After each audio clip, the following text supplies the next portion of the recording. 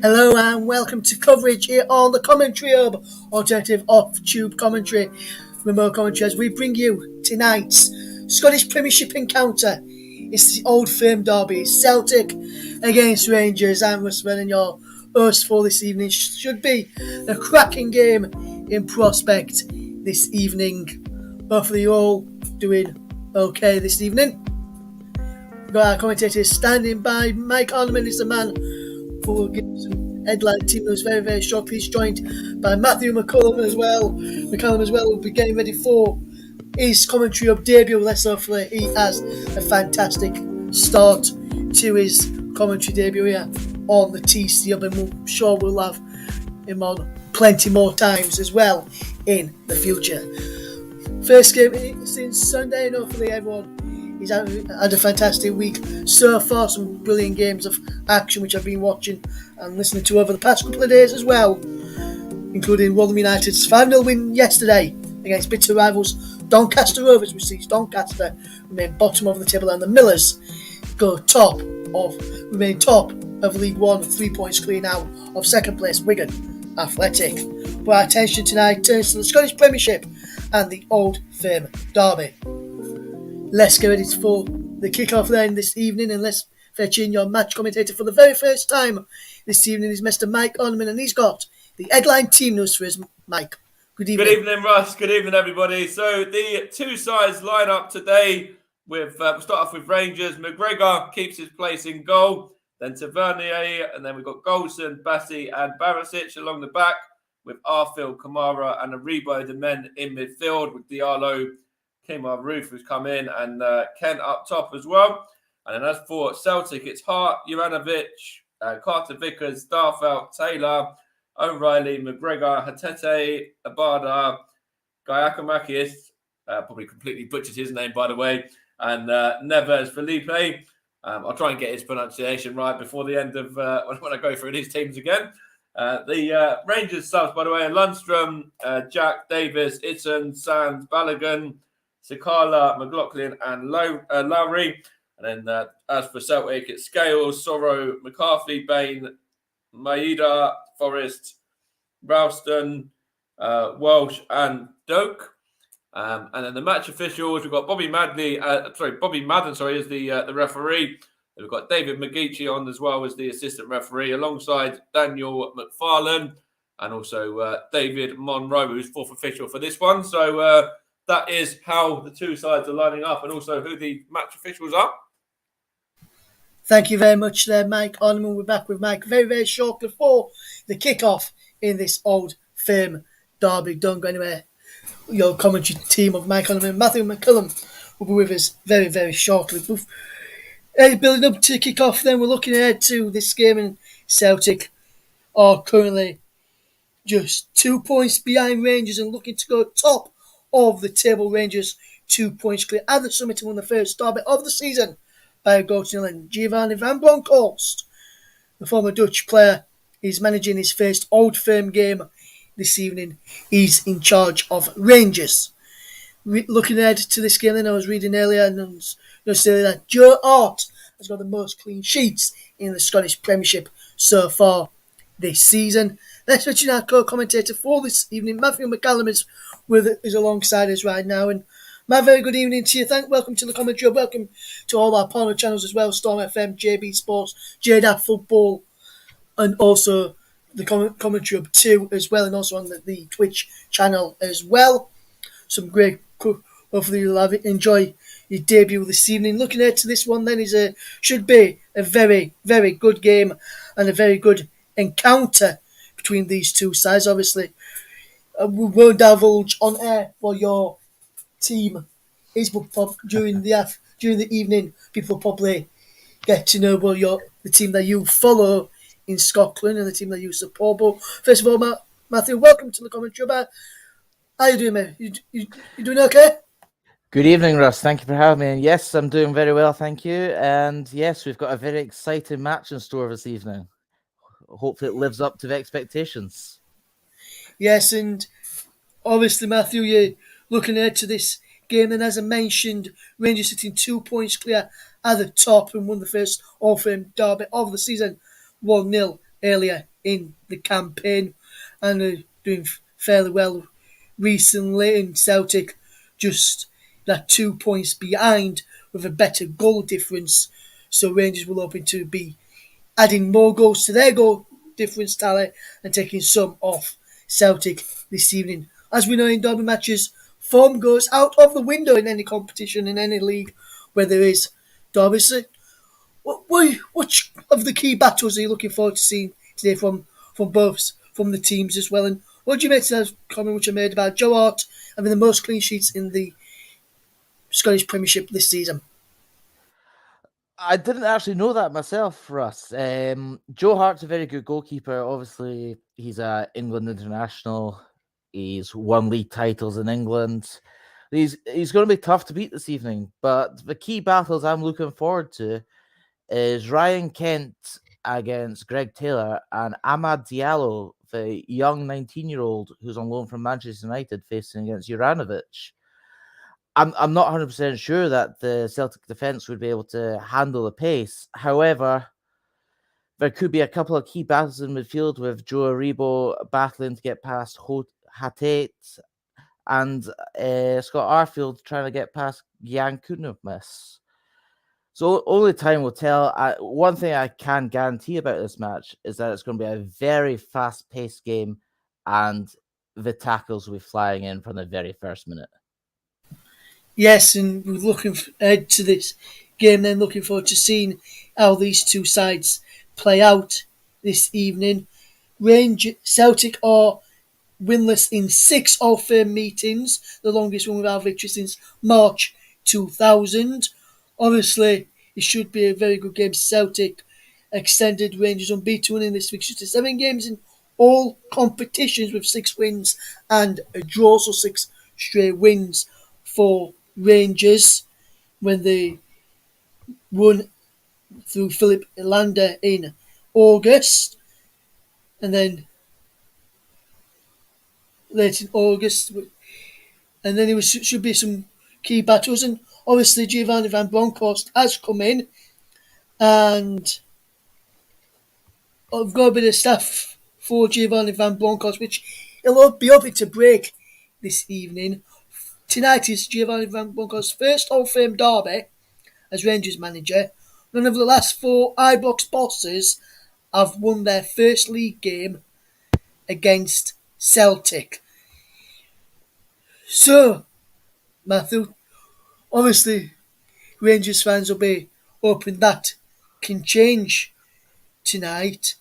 And looking at the side that is put out, obviously you mentioned Diallo, Kent, Arfield, Aribo in bit of build up a few moments ago. Which ones of those players do you reckon will be the key to helping Giovanni Van Bronckhorst become the first manager for Rangers to win in their first league game against Celtic? Well, I don't think it's just one player, Russ. I think all 4 of them are going to be key to tonight's game. They all offer something different. On the wings, you've got Ryan Kent and Amad Diallo, who offer that pace, who can stretch the Celtic defence and hopefully get in behind and put some fizzing balls into the box. In central midfield, you've got Joe Aribo and Scott Arfield. I'm going to be guessing that Joe Aribo will be playing further up the pitch because he's more suited to being that number 10. And he's so unpredictable on the ball. He can literally go on wee mazy runs and take players on and do things you just wouldn't expect.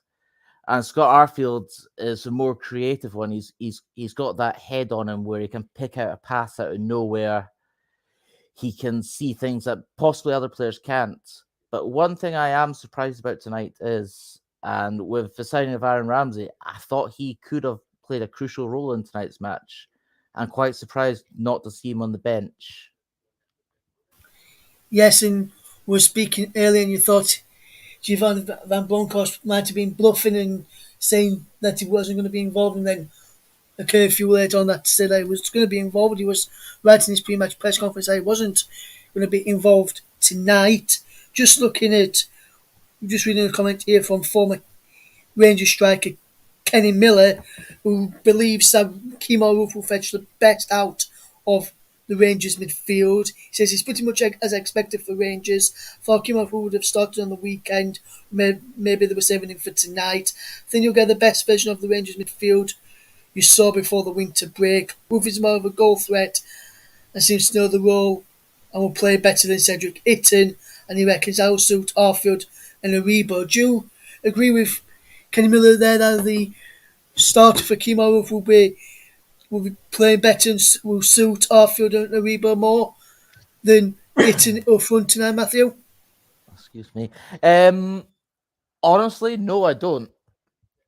Yeah, Roof may help Roof out a lot, and so would Arfield. However, Roof doesn't have the same movement as likes of Alfredo Morelos has. Alfredo Morelos will be a big miss tonight, and obviously he's away on international duty with Colombia, but he hasn't made the squad for the last 2 games. So I was kind of hoping that Rangers might have recalled him back for tonight, because Roof doesn't have the same presence in the box that Morelos has. Yes, Roof can score goals, he can produce magic, but I don't feel he's the player we need for tonight. Yes, kickoff is fast approaching then, and we're getting ready for kickoff very, very shortly. We'll be bringing back Matthew in a few moments' time before we hand over to him and Mike.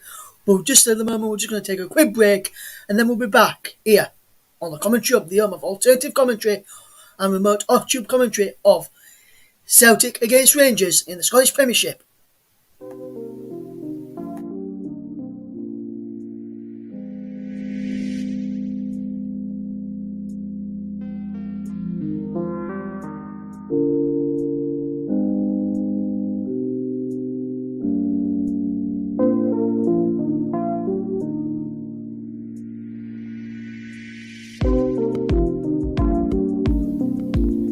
With the team almost getting ready now and standing by in the tunnel for ahead of this kickoff, ahead of this match this evening. Just one final thing, Matthew, before we hand over to Mike Gunderman and yourself ahead of kickoff. Matthew, what is your score prediction for this evening's game? Earlier on in the Facebook group chat off air, I said I reckon it'll be 2-1 either way. Obviously, Mike will not ask him because we'll leave him as being the commentator tonight. Our friend JB from JB Sports, he reckons it'll be a 1-1 draw. Well, Matthew, what do you reckon the score's going to be tonight? And who do you reckon is going to come out on top in this Old Firm derby? Now, this might give away who I support, but my feeling is that Rangers will come out 2-1 winners this evening and continue that 3 years unbeaten run against Celtic. So there is Matthew's thoughts ahead of kickoff. The teams are just getting ready to come out. Just before we hand over to your commentary team of Matthew McCallum and Mike Orman, Lucky Sadler says 2-0 Rangers this evening, and I'm sure a lot of Rangers fans will be happy if that was the case. As the teams are now just in the tunnel ahead of kickoff, I was just about to emerge from the tunnel. Let's hand over to your match commentary team. Is Matthew McCallum, but first, Mike Orman. Thank you, Russ. Thank you for the introduction there. So this is going to be a really tasty game. Of course, two sides that are flying high. Of course, Celtic having home advantage and the crowd behind them as well, which of course is something that Rangers don't have. There's no away fans in attendance today for this game, or this evening for this game. So it's only the Celtic fans that are in the stadium this evening, which I'm sure will play a part as well if Celtic do get themselves on the front foot early on. But we'll come to you in a second, Matt, as well. Once we go through the two sides once more before we get into getting the game underway. But we've got McGregor, Tavernier, Goldson, Bassi, Barisic, Arfield, Kamara, Aribo, Diallo, Roofe, and Kent, who are all starting for Rangers. And then Hart, Juranovic, Carter Vickers, Starfelt, Taylor, O'Reilly, McGregor, Hatete, Abada, Giacomakis, and Neves Felipe, who make up the Celtic side there. So it's going to be a really tasty game. And just want to come to you, Matt. Obviously, we were talking about the fact that there's no away fans in attendance today. And do you think that's going to play, a bit of a part or quite a big part in this game this evening as well? It could play a massive part this evening, yes. However, the fans of Rangers all gathered outside Ibrox as the team were leaving and gave them a massive send-off. So I reckon that would give the confidence boost to the Rangers players that they need. Not that they need any confidence boost for going into a derby match, because they should all know what's at stake. However, it's a derby match. Anything can happen. And the players have just taken the knee now, and it's Rangers that are going to get us off and running, and just play the ball backwards at the minute and try and get a bit of early possession there. And it's actually given away there, and Rangers are just going to try and counter. In fact, who was that there? Who's that there? I can't see who that is. I'll have to make it try and zoom in there. It's a bit further away on the opposite side, but it's back with Celtic now anyway.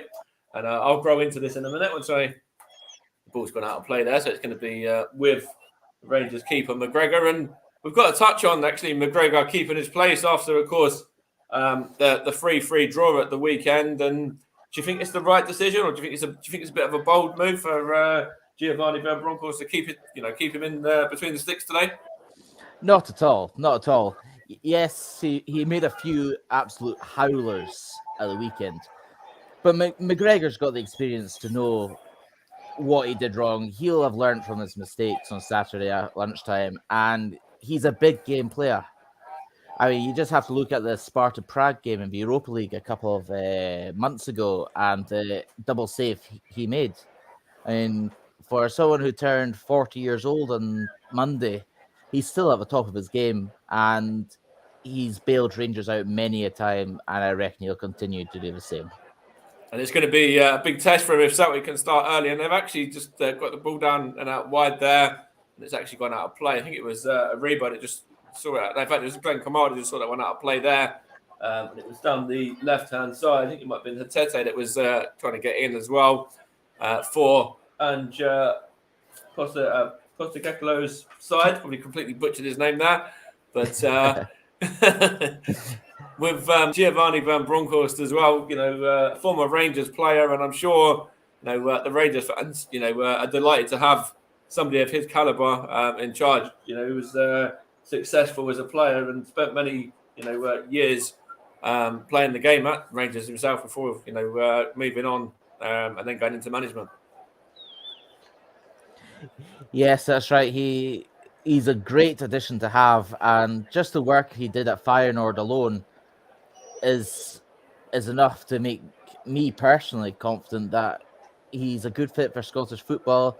He's a good fit for Rangers. There's a chance here just for a minute. Celtic in possession now, over on the right-hand side with the number 11, Abada. It's supposed to whip one in, and it's back now with Rangers again, but it's actually going to go is Abada again. I think it might be Jovanovic there now as well, is it? Just going to win her.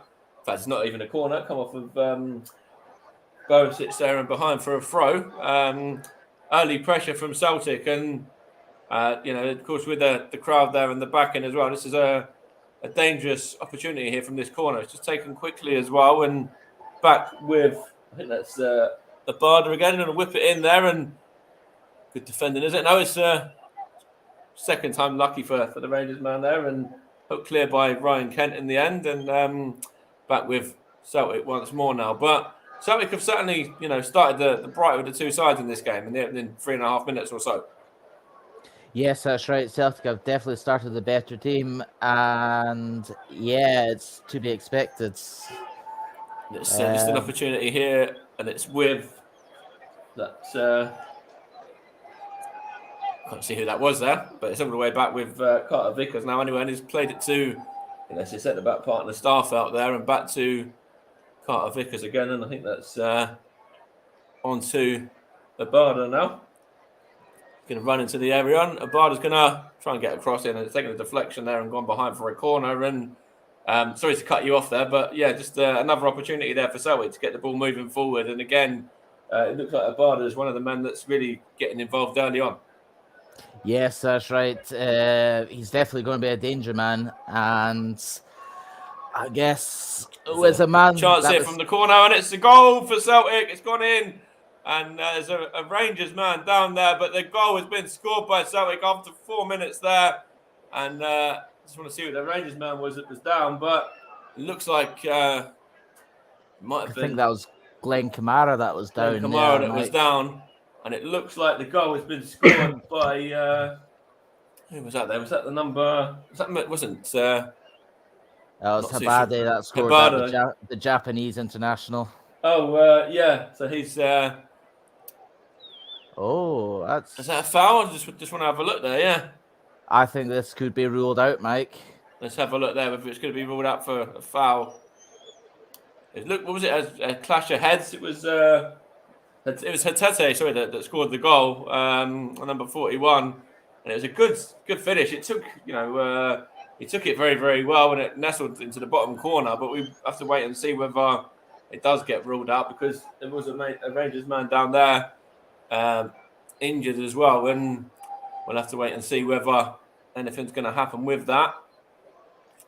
Doesn't look like it is, though. It doesn't look like the goal is going to stand at the moment, but they are checking with the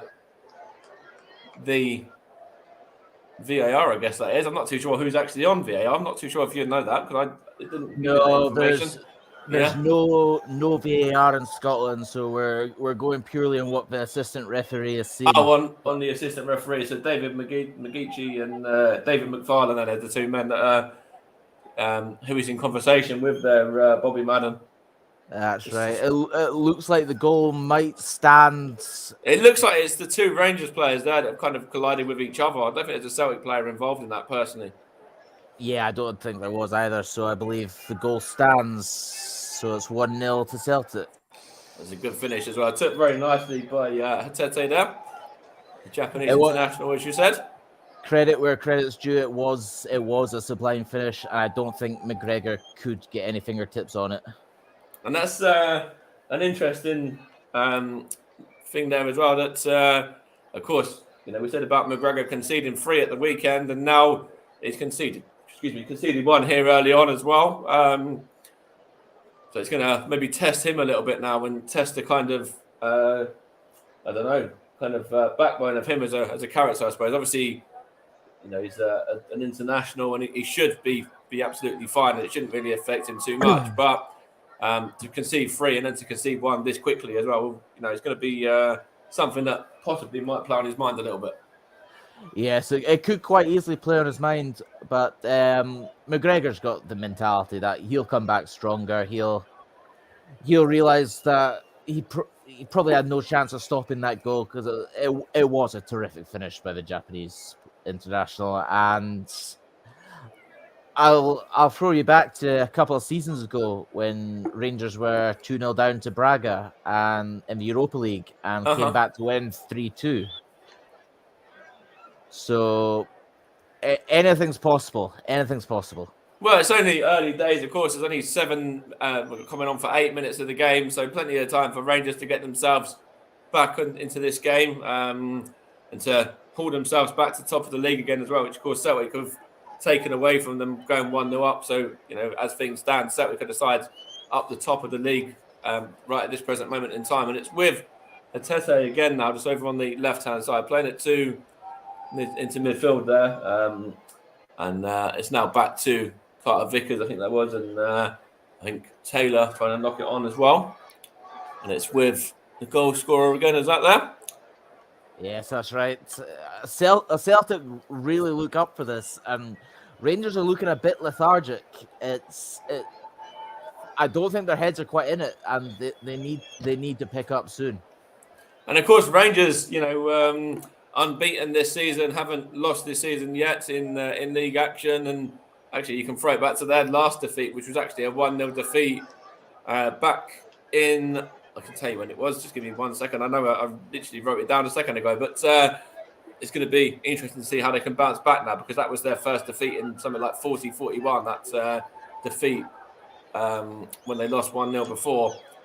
to, is it Livingston? I'll have to double check in a minute. But I think you might actually be right with that. I think it was either Livingston or Dundee United. I can't remember off the top of my head at the moment, but it's one of the teams that you wouldn't expect it to be. it was Dundee United. Sorry, yeah, you are right. It was the one on the 7th of August. Yeah. That's right. So- Yes. Yeah. So it's about bouncing back from going behind here for Rangers now, and it's actually a bit of a easy ball there for the Celtic defence to kind of eat up there, and it's now just with Cameron Carter Vickers there, the USA international, playing it out to. It's gone to Abada. Sorry, I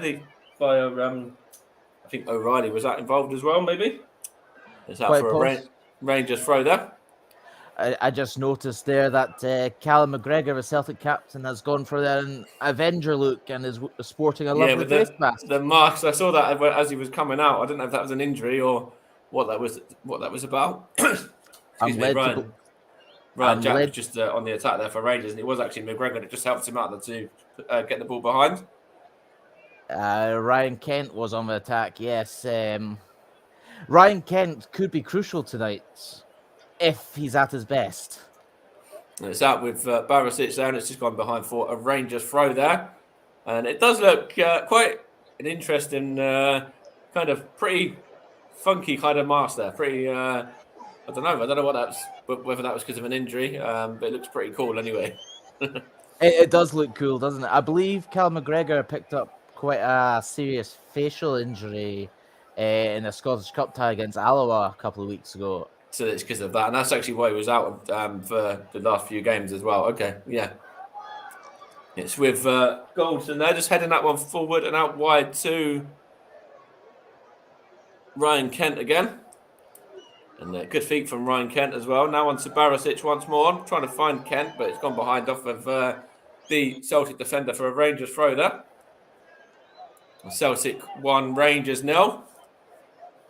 Goal scorer was Hatete. I'm glad you can pronounce his name. I'm trying, mate. Yeah. trying to see how it goes when is it Giacomakis scores. We'll see what happens when he scores or if he scores. Oh, that's right. That's right. It's gone out of play there for a Celtic throw.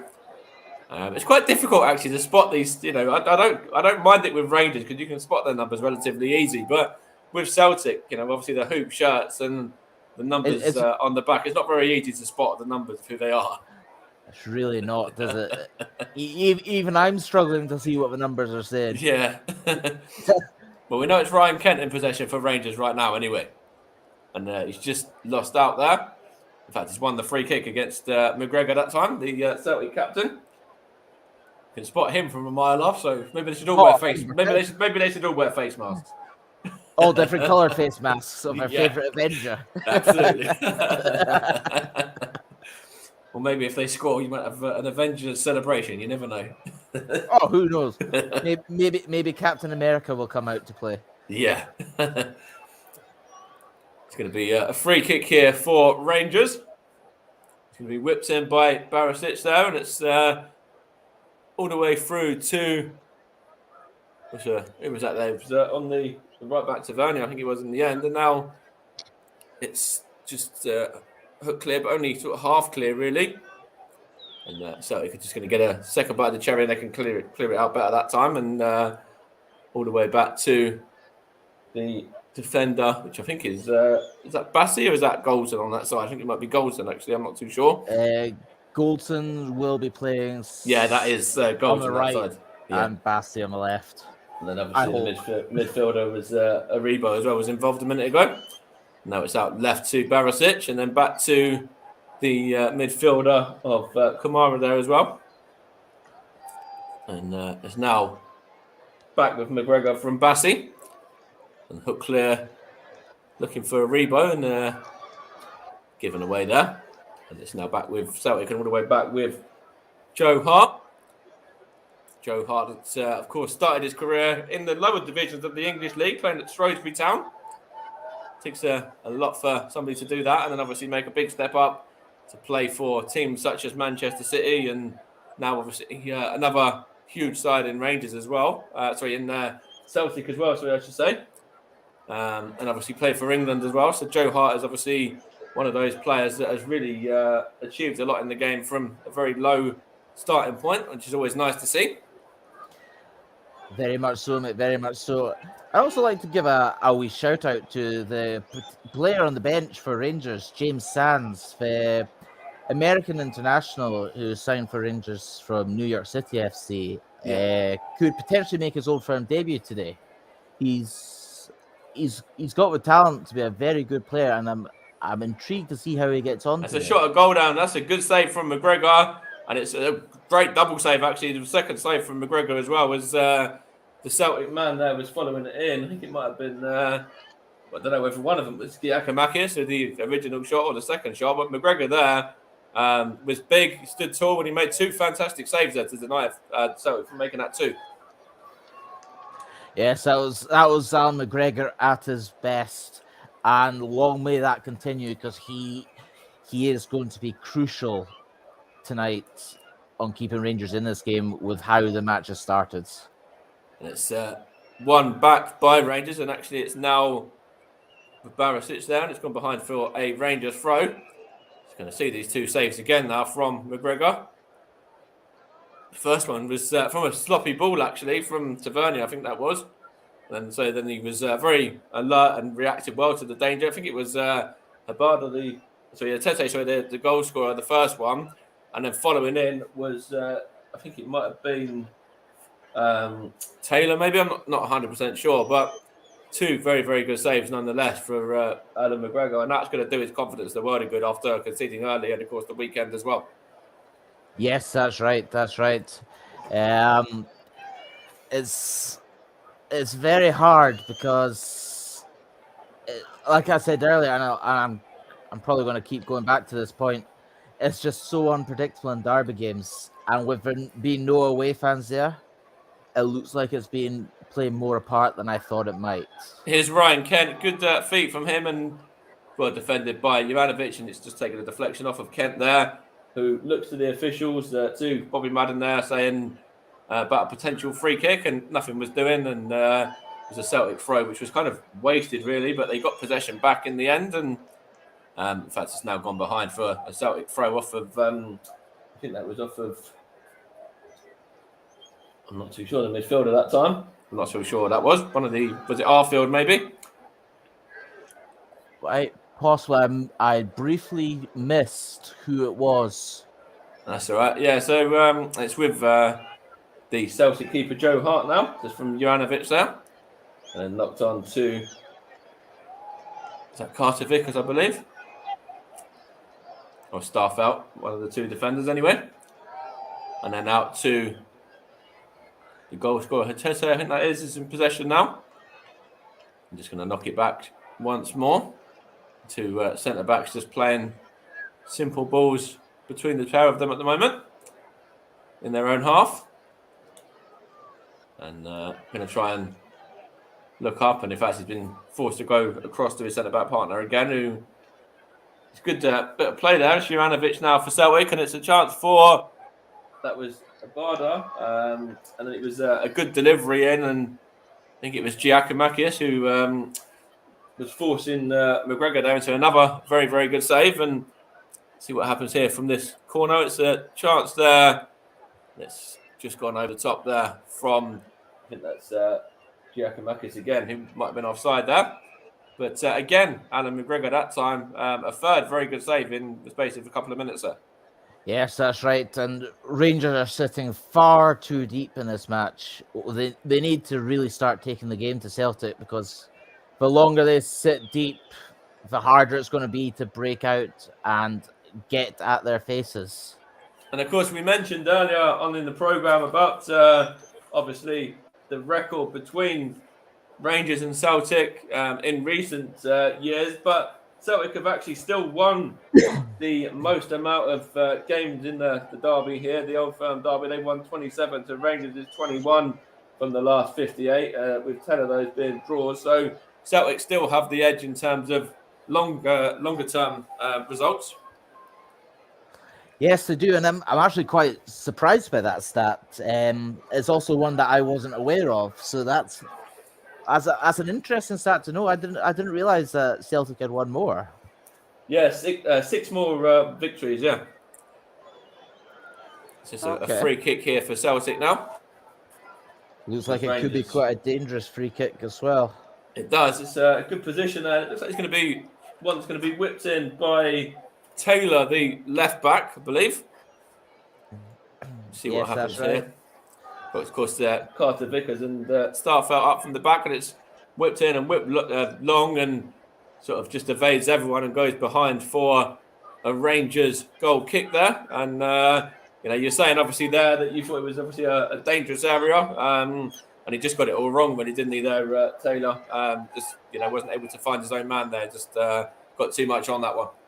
Exactly that. He got too much on it. If I was Greg Taylor in that situation, I would have just floated it into the box, ready for a defender or even a midfielder to just get their head on it and direct it goalwards. And of course, it's still continuing on with Celtic looking to try and get on the front foot as much as they can in this game. Of course, they do have the lead through Tete's early goal as well. And we're yet to really see the likes of Roof and Diallo and Kent. We've seen Kent in flashes, but we've not seen anything of Roof or Diallo as of yet. We really haven't, and the longer the game goes on, I hate to say it, but the less likely we are going to see them involved. The game's just too compact at the moment for those three players to combine, and hopefully something gets changed because Rangers really are not at the races at the moment. It's with Bassey now, and it's gone back to McGregor again, and it looks like Rangers are just trying to get a couple of passes together really, and trying to do something with it. Here's Arfield there. Has he fouled? It looks like the referee's going to give that as a free kick, and can't argue with that. The first yellow card of the game as well. Certainly correct. Definitely there. Can't argue with that. The Celtic skipper, of course, there. Arfield going on a run that Burnley fans in particular have seen of him over the years. Yes, that's right. He's a cracking player, Scott Arfield. Tons of experience, and he did well to draw that foul in and get the Celtic captain booked. And of course, that's an easy one to point out. That's obviously McGregor, the first man in the book there. It's going to be Tavernier to take the free kick as well, by the way. He's going to whip this one in. Hopefully James Tavernier's crossing is at its usual standards. It's with Kent, and Kent's going to knock it back to the left back of Barisic there. And this crossing, it was a decent enough cross. It was just well defended by the Celtic defence there, and forced Rangers to go back to McGregor once more. And McGregor has just got his kicking all wrong now. Oh, that was a horrific kick out by Alan McGregor. He should have done miles better with that. It's just a throw here for Celtic now, and I think that's is that Taylor's taking it with given away anyway. And on the attack comes Tavernier there. That's right. And now it's with Kent once more, and Ryan Kent here. What can he do? Is he going to be able to get a shot away? He can, but takes a deflection, and it's up into the penalty area there, and it's a chance for Aribo. Aribo, in fact, it wasn't Aribo, it was actually Diallo, sorry, that time, the online Manchester United man. Yeah, I'm hoping Diallo can get a bit more on the ball because he showed at the weekend against Ross County that he's capable of producing something out of nothing. And this could arguably be the perfect game for Diallo, given he's played in matches for Manchester United this season in front of probably more hostile crowds than this. And it is a big chance for the young man, a very big chance. And I'm just looking there, just obviously Rangers are in possession now, but just before that, just a moment ago, it looked like it was actually a bit of a late challenge on Kamara there. But Rangers are in possession still anyway, and it looks like the Rangers man's perfectly fine. But it looks like that was one of those ones that he was lucky that he didn't catch him more than he actually did, because that would have been a nasty one if he caught Kamara a little bit worse off there. Yes, that's right. That could have been a really bad injury for Glenn Kamara, potentially season-ending. However, like you said, he's done well to get out of the way of that and not end up badly injured. It's with Rangers once more. It's Aribo now. He's getting a little bit more into the game a little bit for Rangers now, apart from, as I just say that, the commentator's curse hits and he just passes it straight to a Celtic man. Oh, the dreaded commentator's curse. Dare I say that Rangers are starting to come more into this match? They are starting to grow into the game a little bit there. As you just say that, there was a foul given against Tavernier, though, so probably commentator's curse part 2, but... Yes, I'm not convinced that's a foul, if I'm completely honest. I mean, I didn't think there was much in it, yeah. Football's a contact sport, you know. You can't be stopping the whistle for every single foul. No, that's a very good point as well. And there's some fouls which are, obviously very obvious, but that one for me was just, there was nothing in that at all. Yeah, nothing in that at all, and he should have just let play continue. It's a chance here for Arfield, and in fact, it's now going to be Kent to try and close that one down, but he did shove his man off the ball there, and referee's given a free kick there against Ryan Kent for that shove on Juranovic, and again, that's quite a soft free kick in my opinion, to be fair. That's another soft free kick, yeah, but this is one thing you're all going to find out from a Scottish game is for referees will give a free kick for anything and everything. I'm not sure if it's the same down in England, Wales, even in Europe. Yeah. It's VAR is needed in Scotland. So the league record, by the way, games 62, wins 50, draws 11. What was that? I don't know whether that was 11. I'm not too sure what that was there. In terms of I don't know whether that was the last amount of games in the Old Firm derby, but I don't know what that stat was. But it's a chance here, and again, Alan McGregor has to be alert there, and he is alert as well to deny Giacomakis there. And it's a very good bit of play from Celtic. Is he onside? Looks like he would have been onside, so that would have stood in my opinion as well. And it's another good save. So Alan McGregor has conceded early on, but since that he's made probably 3, maybe even 4 saves to keep the score just at 1-0. Yes, that's right, and you can see Alan McGregor shouting at the defence there, and he's quite right. So the defence has been extremely poor. And a chance here for Aribo. Is that foul? Oh, I want to see that again. I look like it might have been. That's a penalty. That's a penalty. That's a foul. It looked like a foul for me. Let's have a look. There's Aribo. He's beaten his man. He's certainly taken Aribo out there for me. Yeah, that's a penalty in my eyes.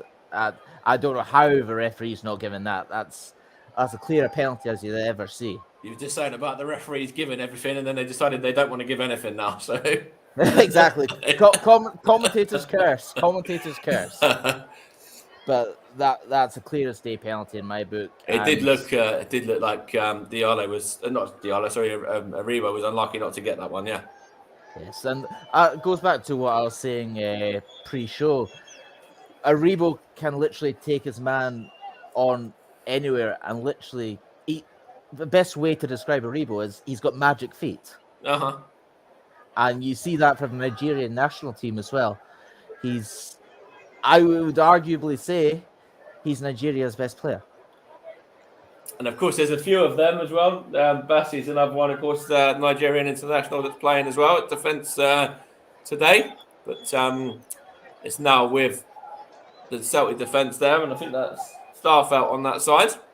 So going back to that stats that you were just saying there, Mike, the Rangers league record since March 2020 is we've played 62 matches, won 50, drawn 11, and lost 1. Which was the Dundee game that we touched on earlier, yeah. Yeah, so that's some records, and the Rangers fans and players will be desperate to keep that record going. And of course, we said about earlier on with Giovanni Van Bronckhorst coming in and yet to taste defeat as Rangers manager.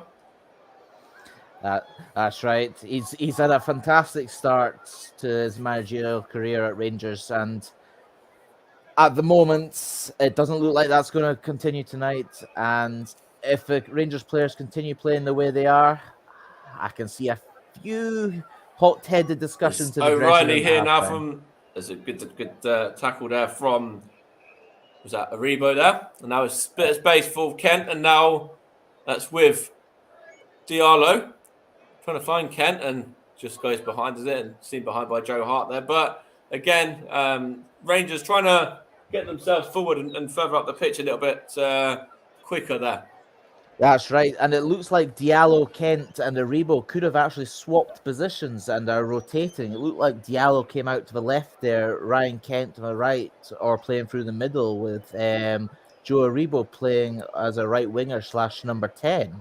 So that's an interesting tactical move by Giovanni Van Bronckhorst. Change it up a little bit. It's not bad when you're obviously, once you're losing the game, obviously there's always different kind of things you've worked on in training throughout the week in the build up to the game, which I'm sure, different plans and things like that, which I'm sure Giovanni Van Bronckhorst has had, 3 or 4 plans, which he's looked at.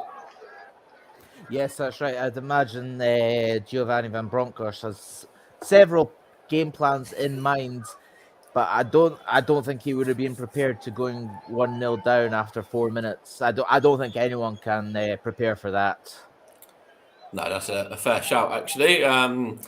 But obviously, away from home, maybe it's something you can prepare for a little bit more, but I suppose not really. And obviously, you don't really want to have to prepare for it. Here's Kamara now to Bassi there, and he plays it out to Barisic there. But yeah, it's gonna whip this cross in. But go on, what were you going to say there?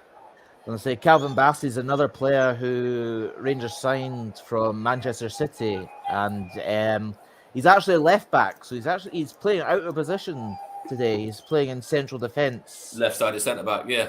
Which is a bit concerning when you've got Leon Balogun on the bench. But he's just coming back though, so I suppose maybe they don't want to give him more than maybe a half or something, yeah. There is that aspect, yes. However, I go by the motto: if you're fit enough to be on the bench, you're fit enough to start. I agree as well. No, I do agree with that. It's just a corner here for Rangers off of Tavernier's cross as well. So an opportunity for the likes of Bassi to get up from the back now. Exactly, yes. This could be a crucial corner, especially if Connor Goldson and Calvin Bassey are in the box. Just need James Tavernier to get it spot on. It's a good delivery as well and hook clear in the end, but only as far as Glenn Kamara, who's back there. Looked to me like there was a bit of fouling in the box there, which the referee didn't spot. It's an opportunity here for Celtic to counter as well now, and it's with Tete, the goal scorer, but that's fantastic defending from Glenn Kamara there. Of course, a man who, I know from his early days at Arsenal. Thought he, didn't really get much of an opportunity at Arsenal, and obviously there was rumours that he was going to re-sign for Arsenal back in was it the summer window or the window before that as well after his performance at the Euros. That's correct, Mike. Yes, he's been linked to a lot of clubs, and rightly so. He's had a fantastic season, and he actually, during his time with Arsenal, he was actually playing with Aaron Ramsey, who's just signed on loan from Juventus for Rangers, and to be playing of that sort of caliber can only be a good thing for Kamara's development as a player. Yeah, absolutely, and of course, when you look at even the manager, Giovanni Van Bronckhorst, was a former Arsenal man as well.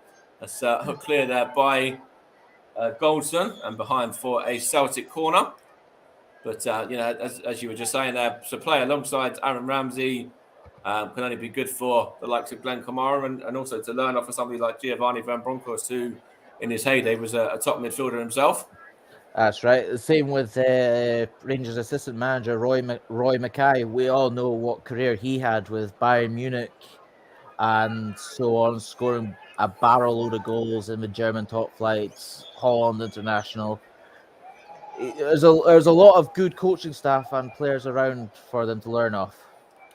It's just an opportunity there for Rangers to get the ball up to Diallo, I think that was, and looked like he almost kept it in, but didn't quite.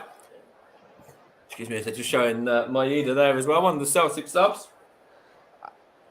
I'm very surprised Maeda's not starting today, although I think he only just got back from international duty in the early hours of the morning, so maybe that's a wise decision by Ange Postecoglou.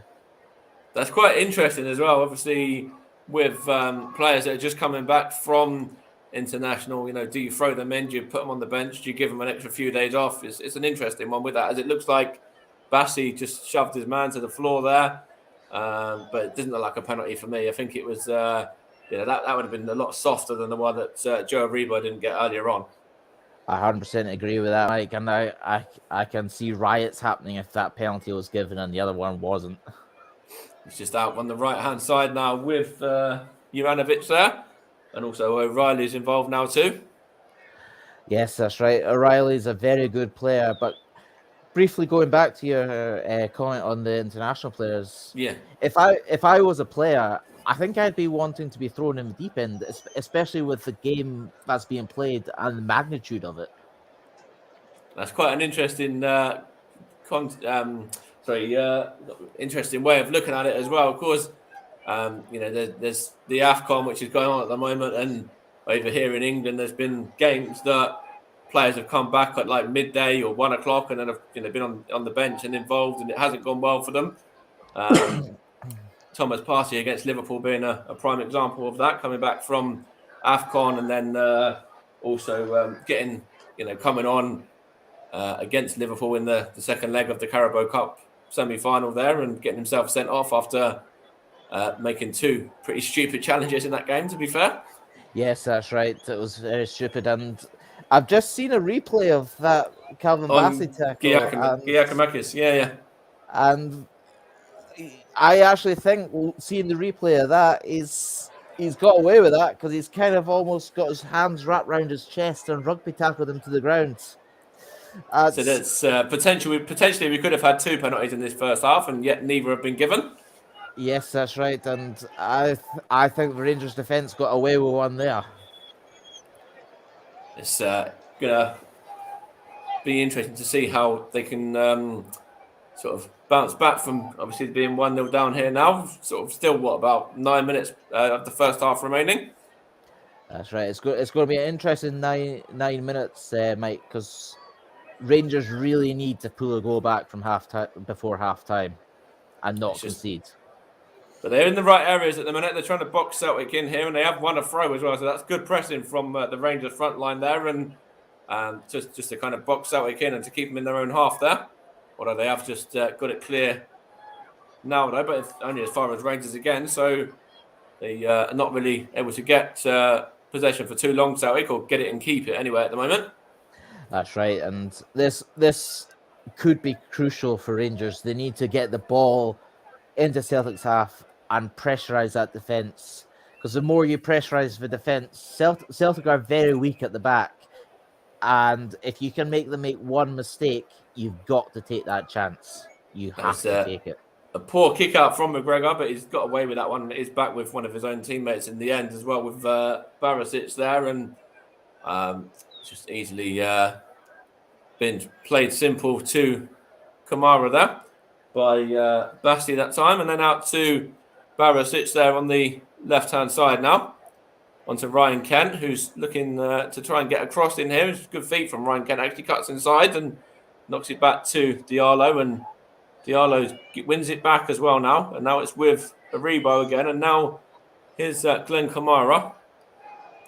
And Rangers just trying to get the ball into Diallo there. And Diallo switches it out to Tavernier, is that, on the right-hand side. And he gets his cross all wrong there. But again, Rangers trying to do something there and getting themselves into a dangerous area for a moment, but they just need to be careful here not to be caught out at the back now, and they've done well there just to make sure that Celtic and Abada can get through. That's good defending by Bassi that time.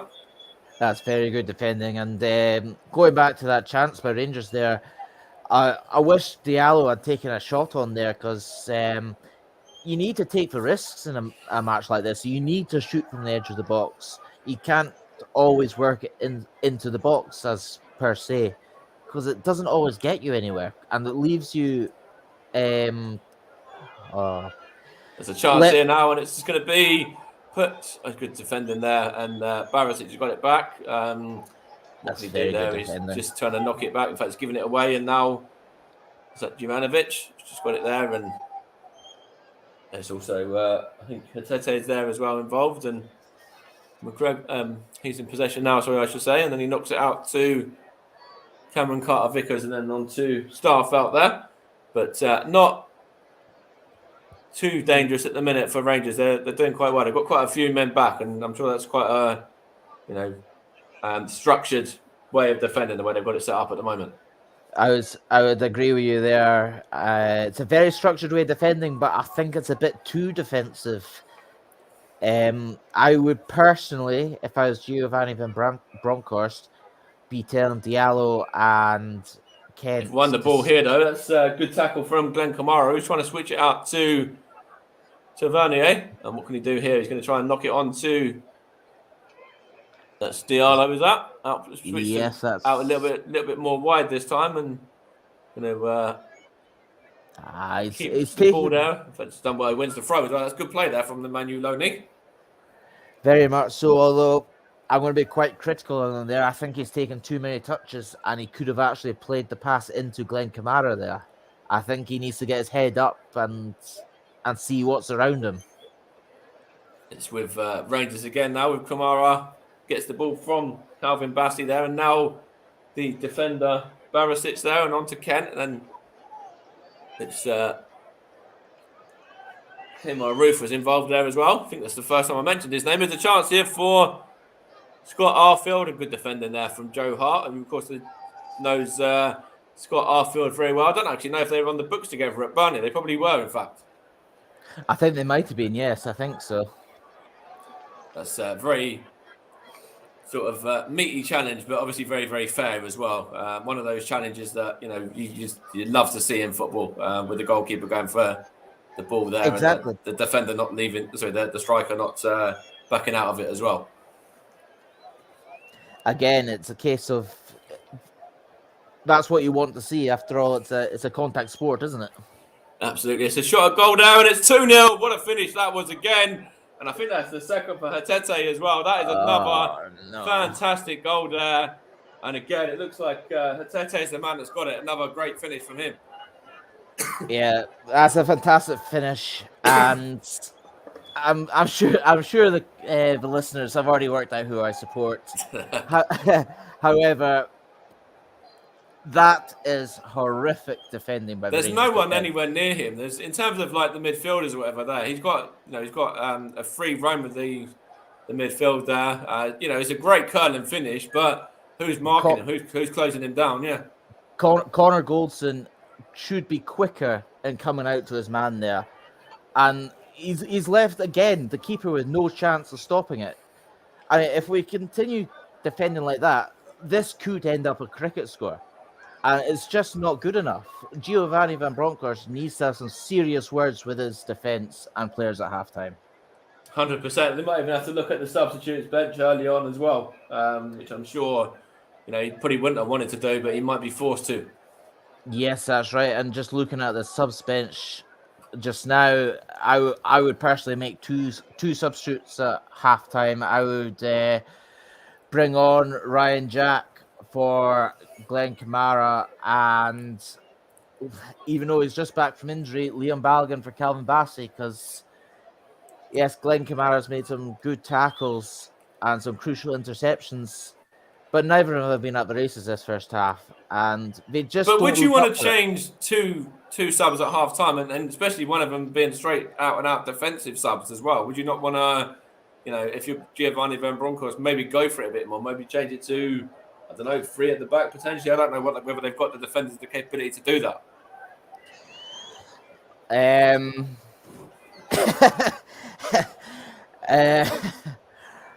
Yeah, that's an interesting one. However, I'll stand by my point. In fact, I will now say I would make all 5 changes at halftime. This team has been absolutely dreadful. You'd make 11 changes if you could. 10. Actually, McGregor, to be fair to him, has done all right.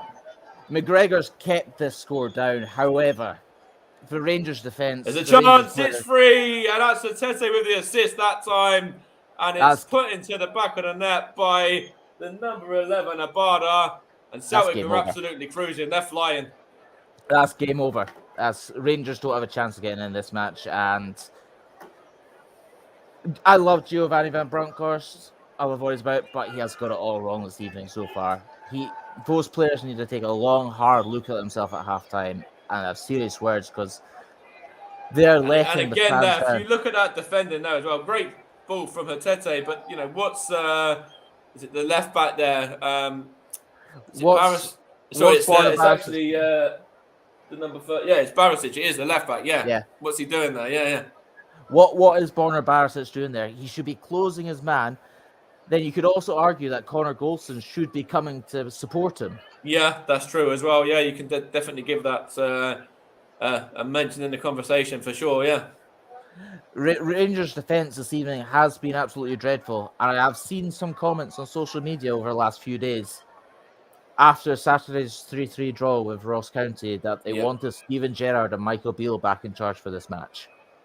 That's interesting. I'm sure a lot of the Rangers fans at half time will be taking to social media to vent their frustrations, regarding this performance as well. So far, we've got 2 minutes of additional time, by the way, and I think those 2 minutes can't come, to an end quick enough for Giovanni Van Bronckhorst on this Rangers side. I have to be honest. I don't think this match warrants 2 minutes added time. Just get that halftime whistle blown, get the players in, get that rocket going. Yeah.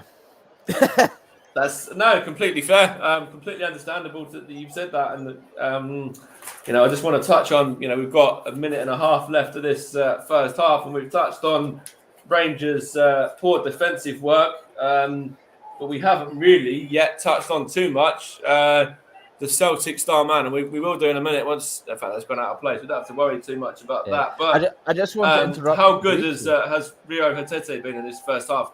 2 goals and an assist, excellent. He's been unplayable, and just wanted to, just seen Giovanni Van Bronckhorst there, and he sat on the bench. Why is he not on the touchline shouting at his players, telling them to do this, telling them to do that? Any manager should be screaming at his players, telling them to get. Why is he not doing that? Yeah, I don't know whether it's not in his mind, in his sort of way that he does things, or whether he's just thinking, well, I've only got a minute and a half till half time. I'll wait and as you said, give him the rocket at half time, or the reverse of not reverse, but the whatever he wants to do at half time in terms of getting a message across to them. Yeah. If you were the manager on the touchline, what would you be doing? See, that's a great question. You'd have to be shouting. You'd have to be barking instructions. You'd have to be. I would be. I'd be out like if I was the Rangers manager right now, I'd be absolutely furious with his first half performance and not really created anything defensive. Wise. They've not looked good enough at all. They've made a lot of poor decisions and a few mistakes in there as well. And it's interesting. Maybe I don't know what Giovanni Van Bronckhorst is going to do at half time, but I would have looked at maybe as the second goal went in, maybe looking at maybe making a substitution even as early as then. But Celtic 3, Rangers 0 at half time, and wow, it's certainly one that those fans, Celtic fans in the stadium, are loving, and the Rangers fans that haven't been given tickets or allowed there are probably quite pleased not to be there at the moment as well. Oh, I'm definitely pleased. I'm not in attendance, and I'm glad I'm doing the commentary instead, because I'm pretty sure if I was in attendance, I wouldn't be very calm right now. Is it one of those ones? You'd be half time. You'd be like, well, I'm actually debating whether to go home. I've done that before. I've done that before. I've actually left. It was a few seasons ago when Celtic beat Rangers 5-0 at Ibrox. I left on 75 minutes. Oh, wow. And hopefully, for Rangers fans' sake, it's not going to be one of those kind of scorelines or one of those kind of evenings or days again. Yes, I really hope it's not one of those evenings again. And I just want to give a quick shout out now. It's halftime to everyone watching. It's great that you're all joining us, and a shout out to my friends in America who are listening and watching. I hope you're enjoying the show, and I hope we're doing the game justice. Yeah, so we're going to hand you back over to Russ now as well. And as we said, at half-time, it is Celtic that are 3-0 leaders against Rangers here. A couple of comments there. JB says, I thought this would be close. Didn't think so. It would be 3-0 up at this stage. Nor did I, if I'm completely honest. But we'll have to wait and see what Rangers can do at half-time, because it's all on them now. And Celtic can just be saying, more of the same from us. And it's about how Rangers come back and how they can get themselves back into this game more than Celtic, having to add to this lead now. Yes, that's right. It's going to be crucial that Rangers don't concede so early in the second half. And like I was saying during commentary of the match there, I wouldn't be surprised if we see Giovanni Van Bronckhorst make a few changes, if not all 5 changes. It'll be interesting to see what he does. But I'll hand you back to Russ now in the studio. And it's Celtic absolutely cruising. Hatete's been on fire. Rangers, well, what can they do in the second half? At the minute, they need to wait and see what the answer is for Giovanni Van Bronckhorst's men, because Celtic flying, absolutely flying right now. That is correct, Mike. Thank you very much to Mike Coleman and Matthew McCallum for excellent first half coverage on Celtic against Rangers. Some of the comments to go through in just a few ticks. Let's go through some of the latest and some half-time scores from other matches taking place this evening as we go through some of the matches, and then we'll read some more of your comments out. In the African Cup of Nations, in the semi-finals, Burkina Faso 0, Senegal 1, and on target for Senegal is Abu Diallo from PSG. Senegal thought they could have had 2 penalties in the first half, not given. And for Senegal today, there is no Sadio Mane does start today, as is Edouard Mendy, and they are leading by 1-0. Also in the Premier League Cup is Watford 0, Huddersfield 3. That is the under-23s action in Portugal in the Liga from Portugal. It is Benfica 0, Gil Vicente 2. In the Copa del Rey in Spain, Real Vallecano beat Mallorca by 1-0. In the Championship, half-time scores are Barnsley 0, Cardiff 0, and Huddersfield 0, Derby County 0. Also in the Copa del Rey in the first half, should I say, is Valencia 1, Cadiz 0 is the latest score as well. In that game, there's some friendly matches as Toronto FC taking on Los Angeles FC. They're drawing 0-0 as River Plate taking on Rivienda, and that is also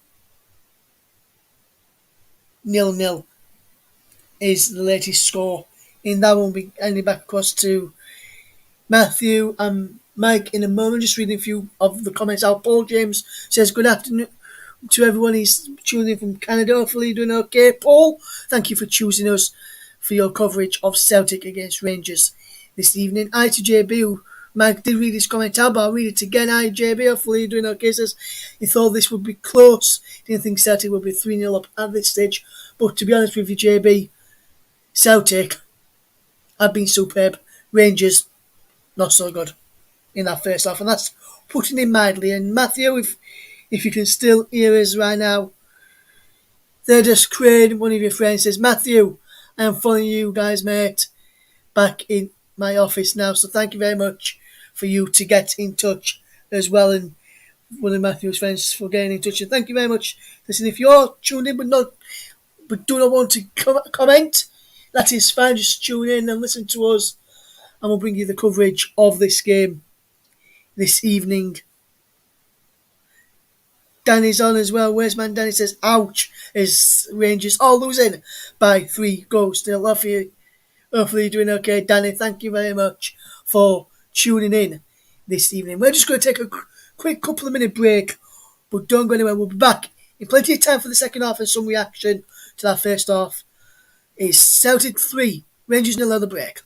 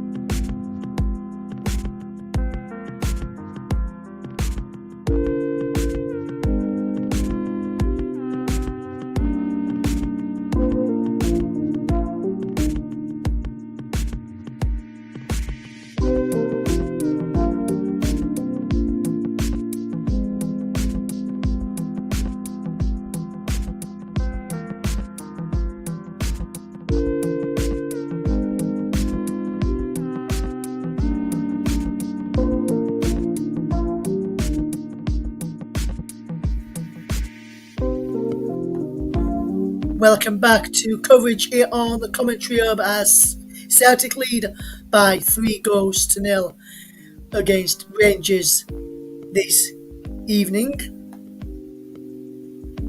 Hopefully you're all doing fantastic this evening as well and having a good Wednesday, whatever you're up to. And if you're a Rangers fan, surely it can't get any worse than what he did in the first half. And let's mention the co-commentator for this evening, and Matthew McCallum is with us. And Matthew, your thoughts overall on that first half, and what do you think Giovanni Van Bronckhorst has to do in that in this half-time interval to get Rangers back in this game and let's just say competing in that second half, because that first half was one-way traffic, you've got to say, really.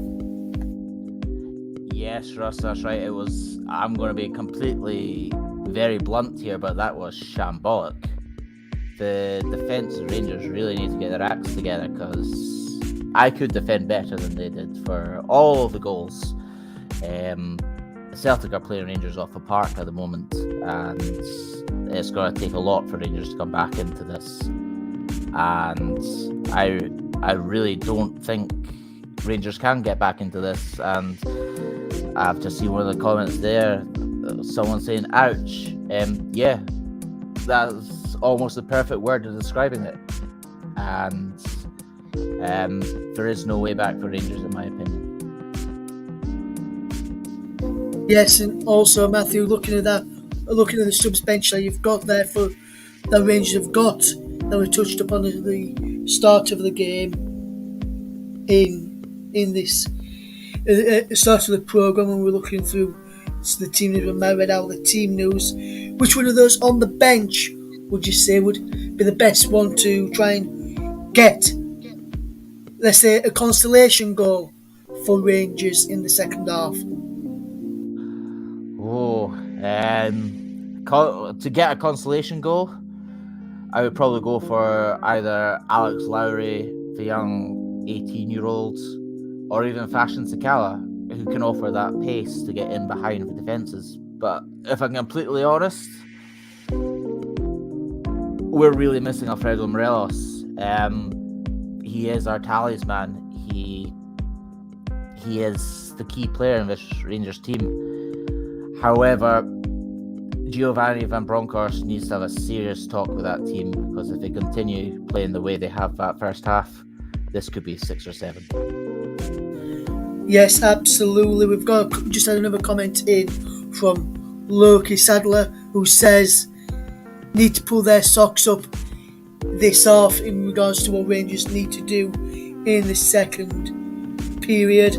Celtic are doing absolutely fantastic at this moment in time. Sorry to say that, but if it wasn't for McGregor making, at least from what I've noted myself, 4 excellent saves to keep Celtic out, the scoreline could be a lot worse than what it already is. And I know we were speaking off air earlier on this evening, and you said probably the man of the match you had one in your mind already who was the man of the match of the weekend in Joe Aribo, and he's not really going to the game much in that first half. And do you think Celtic have targeted him as the best player for Rangers and the Rangers' main out threat in that first half? I wouldn't say that Celtic have targeted Joe Aribo individually. I would say Rangers have targeted the weakness of the Rangers' defence. I mean, Connor Goldson and Calvin Bassey have been really, really poor this evening, and normally they'd be key. So I don't think they're targeting Joe Aribo individually. Yes, it'd be very interesting to see what Rangers do in this second half, and see whether Giovanni Van Bronckhorst can be the first Rangers boss to win an Old Firm derby. None of the other previous 3 have done it in charge of Rangers.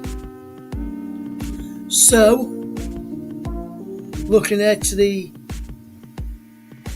second half then, and the Rangers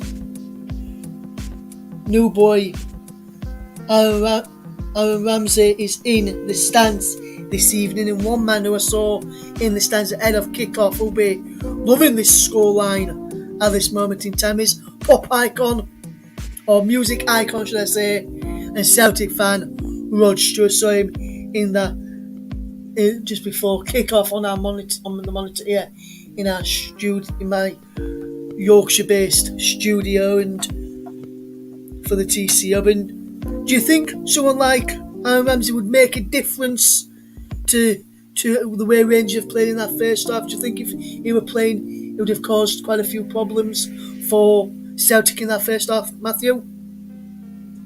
It's hard to say because we all know what Aaron Ramsey is capable of, but he needs the players around him. And if Aaron Ramsey was playing tonight, I really don't think it would have changed much because none of the players has turned up. And for a game of this magnitude, the fact they haven't turned up, it's embarrassing. It's a letdown to all the supporters. And Aaron Ramsey must be looking at himself thinking, what have I done? Yes, in a photo that I saw of Aaron Ramsey just before we head back to the commentary team for the second half, it does look like he's sat there thinking, have I made the right choice? Have I decided to go to the right side of Glasgow? We'll wait and see if that is the case. With the players almost ready for the second half, it's time for me to hand back over to your match commentary team of Matthew McCallum. And first of all, let's hand back over to your match commentary team, Matthew McCallum, alongside Mike Ornament. Mike. Thank you, Russ. So it looks like Rangers are going to get some substitutes on in the second half. I think Fashion Sakala is one that's definitely coming on at the break. I will confirm in a moment if there's going to be any more, and also who he's going to replace as well there. But in fact, they've gone 3 substitutes there. Jack, Sakala and Balogun on for Kamara, Diallo and Barisic. So very bold, and to be fair, you called it being quite a lot done by Giovanni Van Bronckhorst at half-time there, Matt, and proved right as well there. Yes, that's right. I called the substitutes, and I got the substitutes correct as well, I believe. Just not the people coming off. I'm a bit surprised Diallo's come off because I reckon he could potentially still offer something with his pace. But I'm happy with the changes, and I hope it makes a difference. I really do. It's going to be interesting to see, with what happens here now with the start of the second half. We're back underway now as well, and Tete there in possession gets it back for Celtic, and good defending there from Tavernier. I think that was, who just wins the throw as well off of Tete there, and Giovanni Van Bronckhorst has decided to go very bold in the second half, and why not? You've got nothing to lose when you're 3-0 down, have you? Well, exactly that. And I've actually got a question for you, Mike. I've just noticed it in the comments there. What's your score prediction for the second half after that shambolic first half by Rangers? It's an interesting one. I think Celtic, were very, very strong in that first half, and Rangers, very lackluster and really didn't create an awful lot, and need to do better in the second half. So, I think that Giovanni Van Bronckhorst with these substitutes can certainly look to make something happen. I think Celtic are going to go on and win this game now. So, I don't know. I'm going to plump for a 4-1 Celtic win now. A 4-1 Celtic win even. I'm a bit scared to say a score prediction for the second half, given I'm a Rangers supporter. However, are you sure you're a Rangers supporter? We couldn't have told from that first half. I'm trying to be as neutral as possible. I'm trying to. However, Sakala's in possession here for Rangers in the box as well. And what can he do here? He wins a corner. Good play there from the substitute. In fact, it's gone for a goal kick. I thought that was a corner originally. That should be a corner. It looked like it was to me. I don't know what the referee's playing at there. However, my score prediction for the second half and full time is 5-2 Celtic. At least we'll have some goals anyway.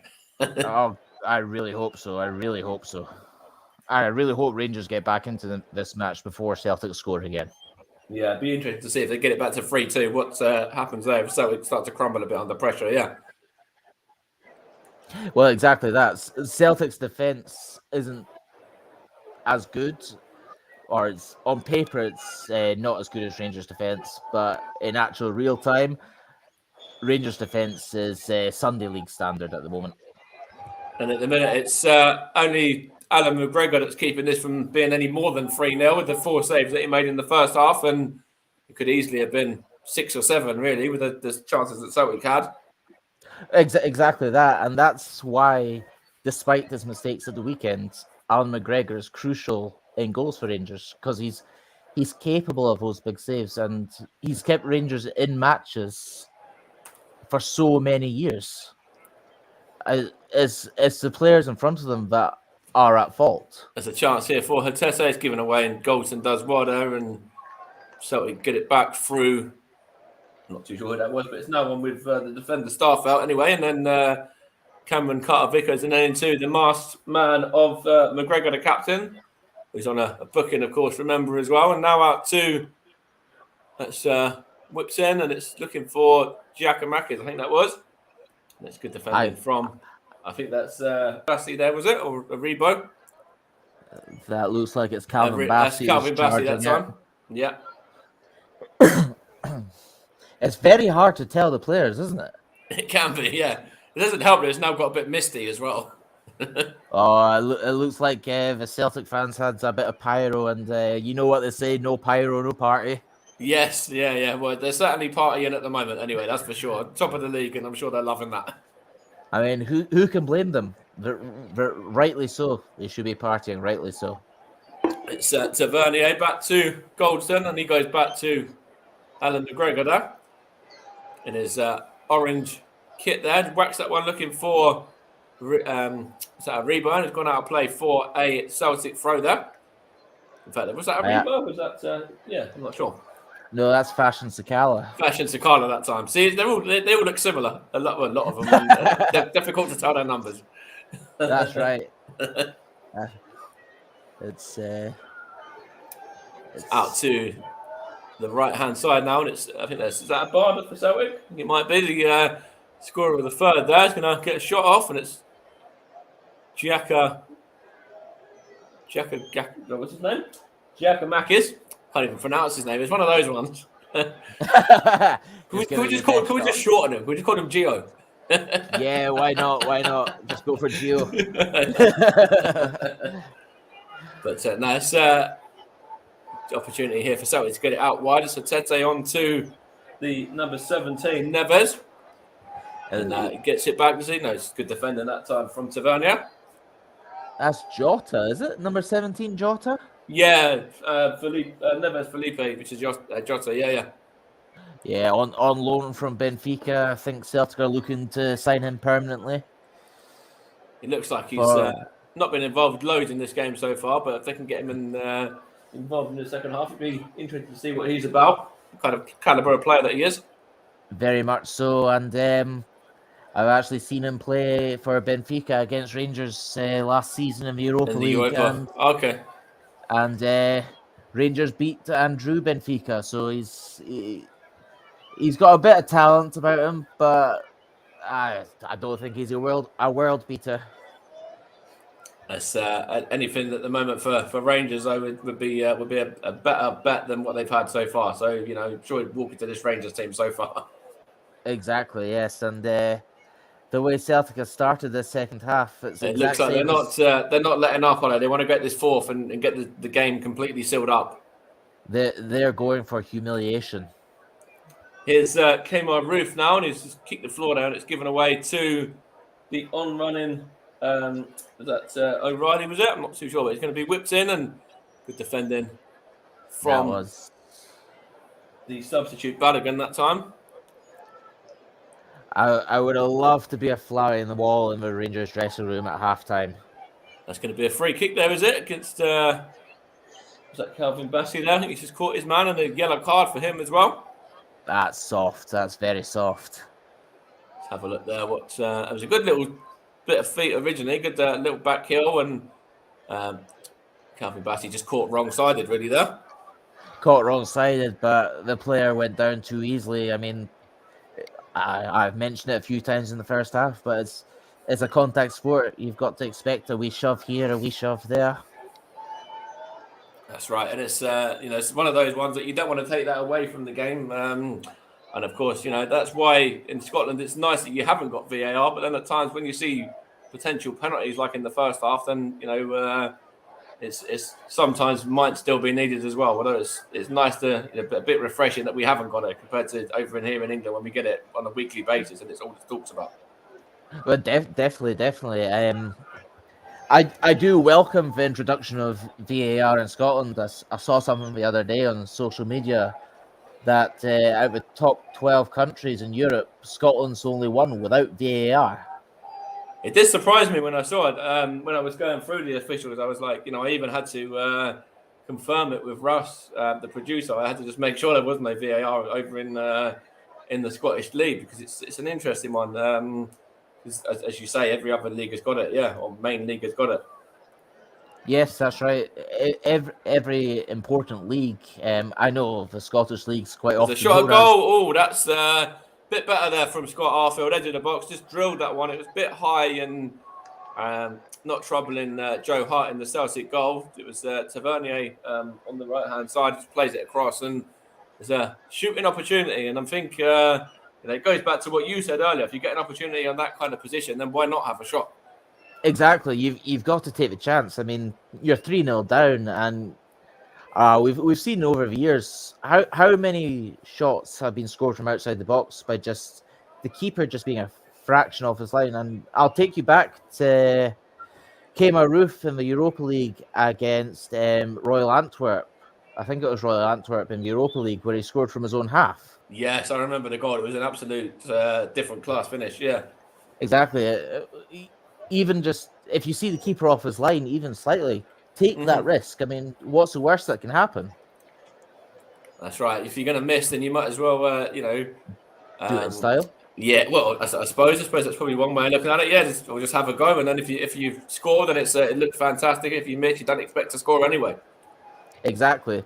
You've got to take the chance, and at the moment, going the way this first half is going. The second half, even, sorry. It's a chance. Fashion Takala there just gone down, and the referee's pointed for a goal kick. And again, that was a good play from Rangers there. Takala, did he go down a little bit easy? Let's have a look. It was, that would have been a harsh penalty there. But I think it was the defender there, Taylor. Good defender, really, from him, yeah.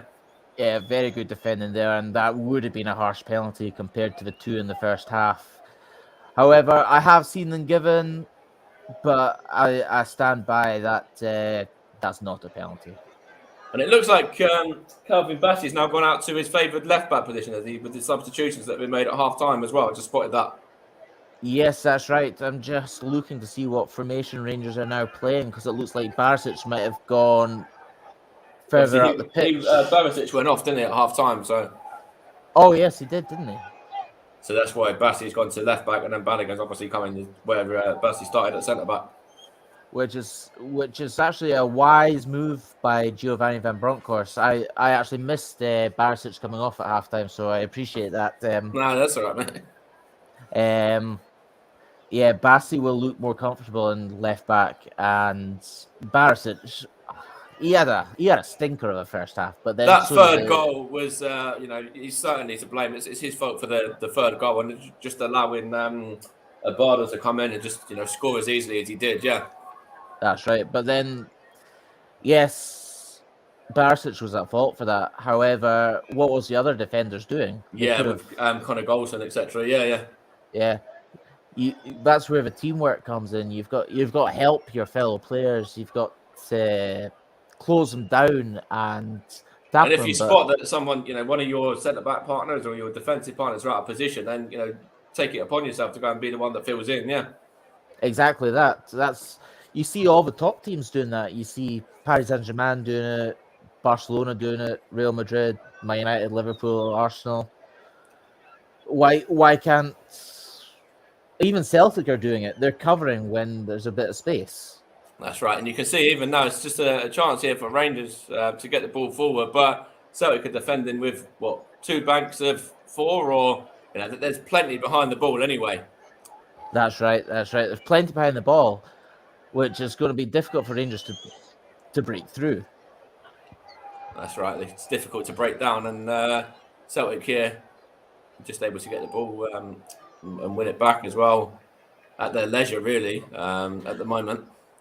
Well, that's it. It's Celtic are almost playing as if they're out for us, or they're out doing a training session. It's been that easy for them. There was a foul there was it the foul given against Scott Arfield, or was it given against Giacomakis there? It's actually gone in favour of the Rangers man.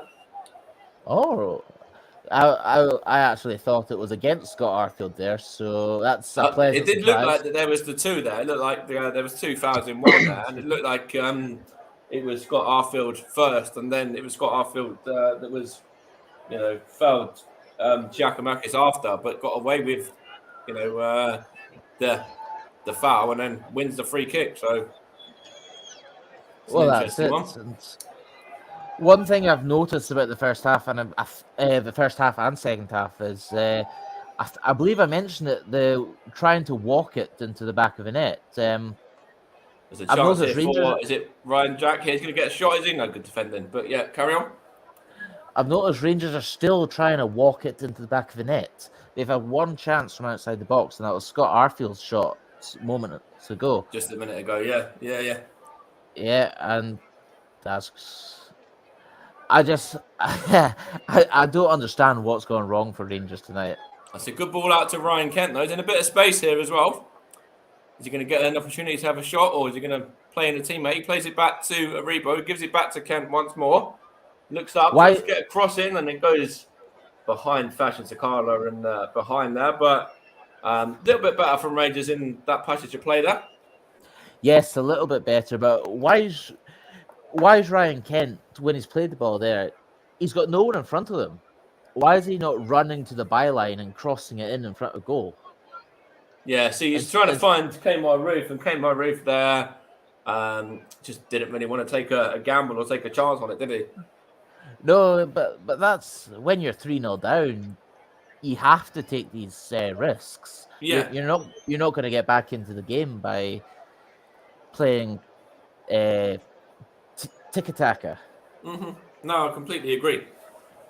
There's a couple of subs here for Celtic in a minute as well. Just looks like they're going to get in 2 subs ready there.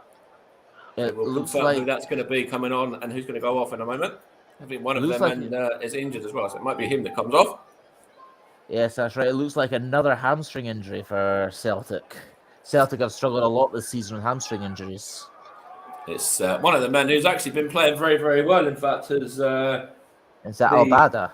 Number 17. No, that's Neves Felipe, or the other name that he's known under, Yotto as well.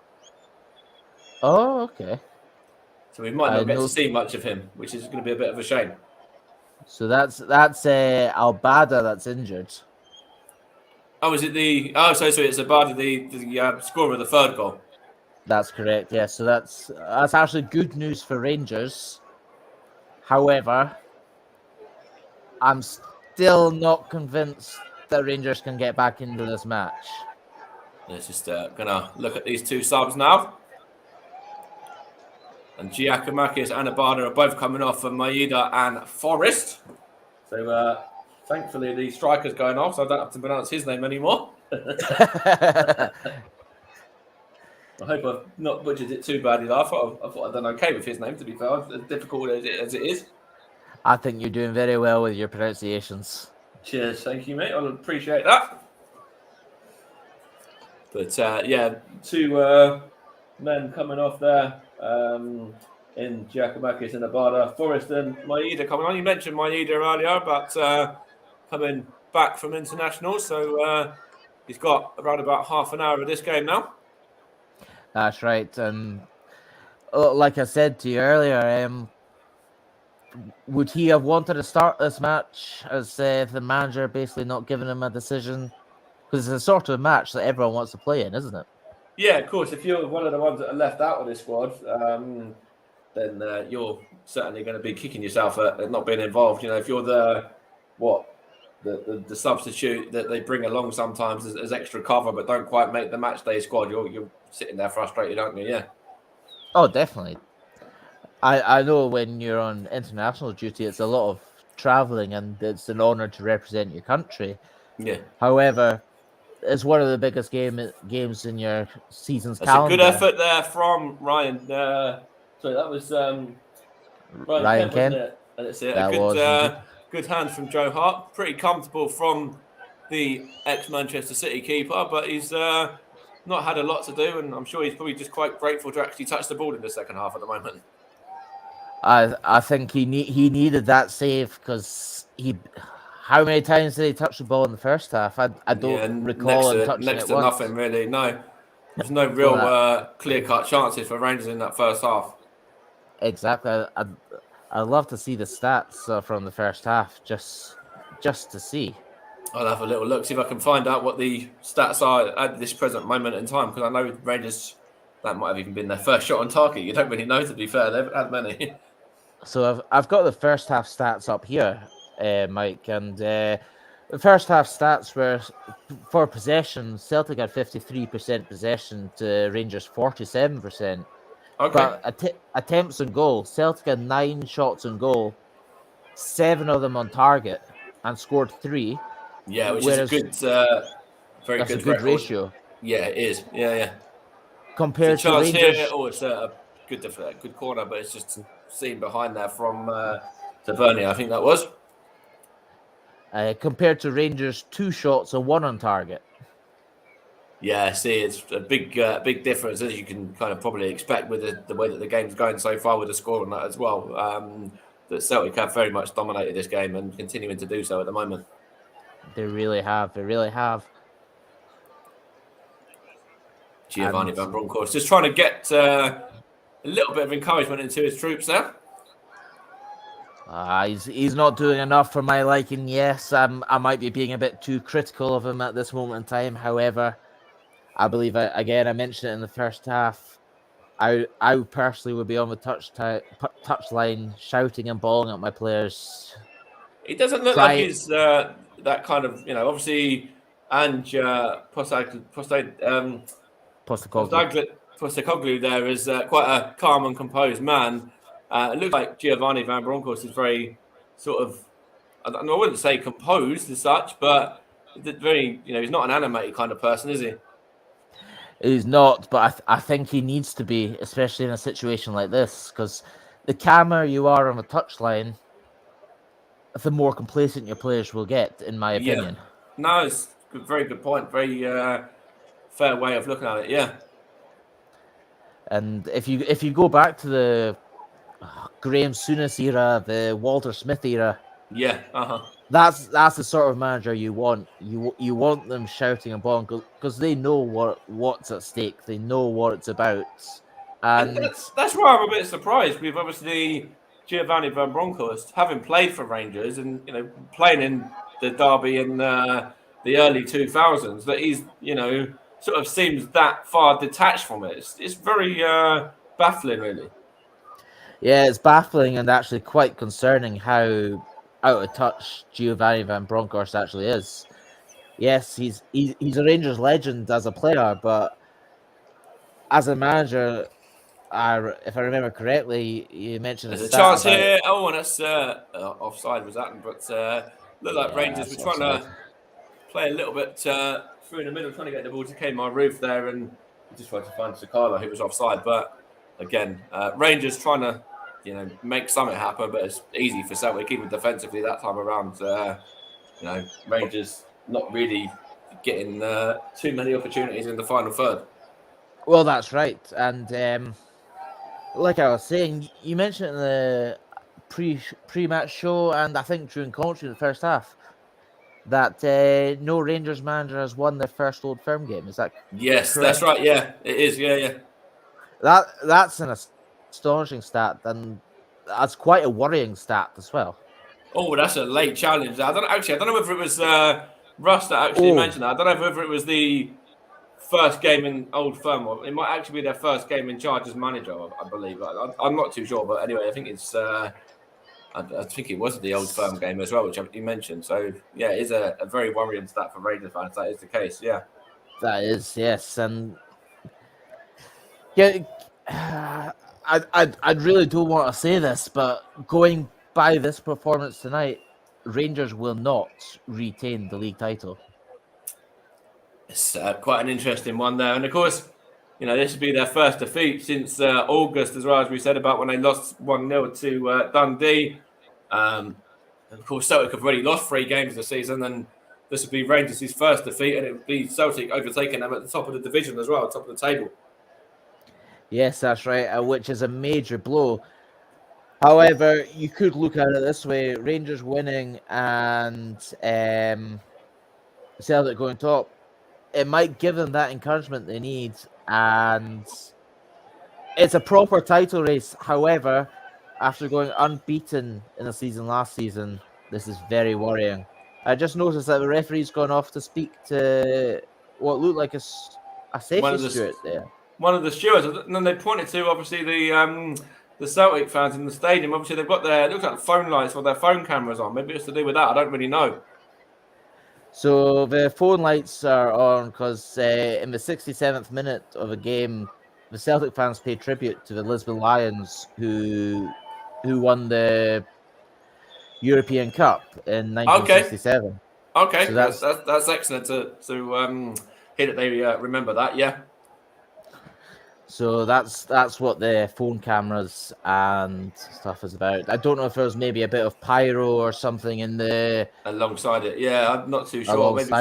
Maybe from earlier on in what happened. Obviously, the start of the second half as well with the Celtic fans. Maybe at half time, maybe they were. Yeah, I'm not too sure really, but it's baffling.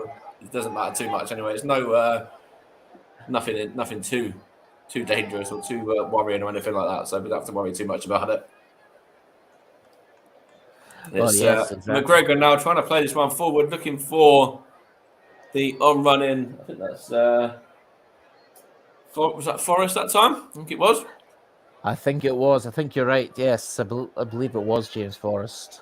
And he just couldn't quite get on the end of it. And Rangers have it back now. About 20 minutes or so to go, and Celtic still cruising in this game 3-0 with Atete getting 2 goals and an assist for Abada as well, who's since been substituted, of course.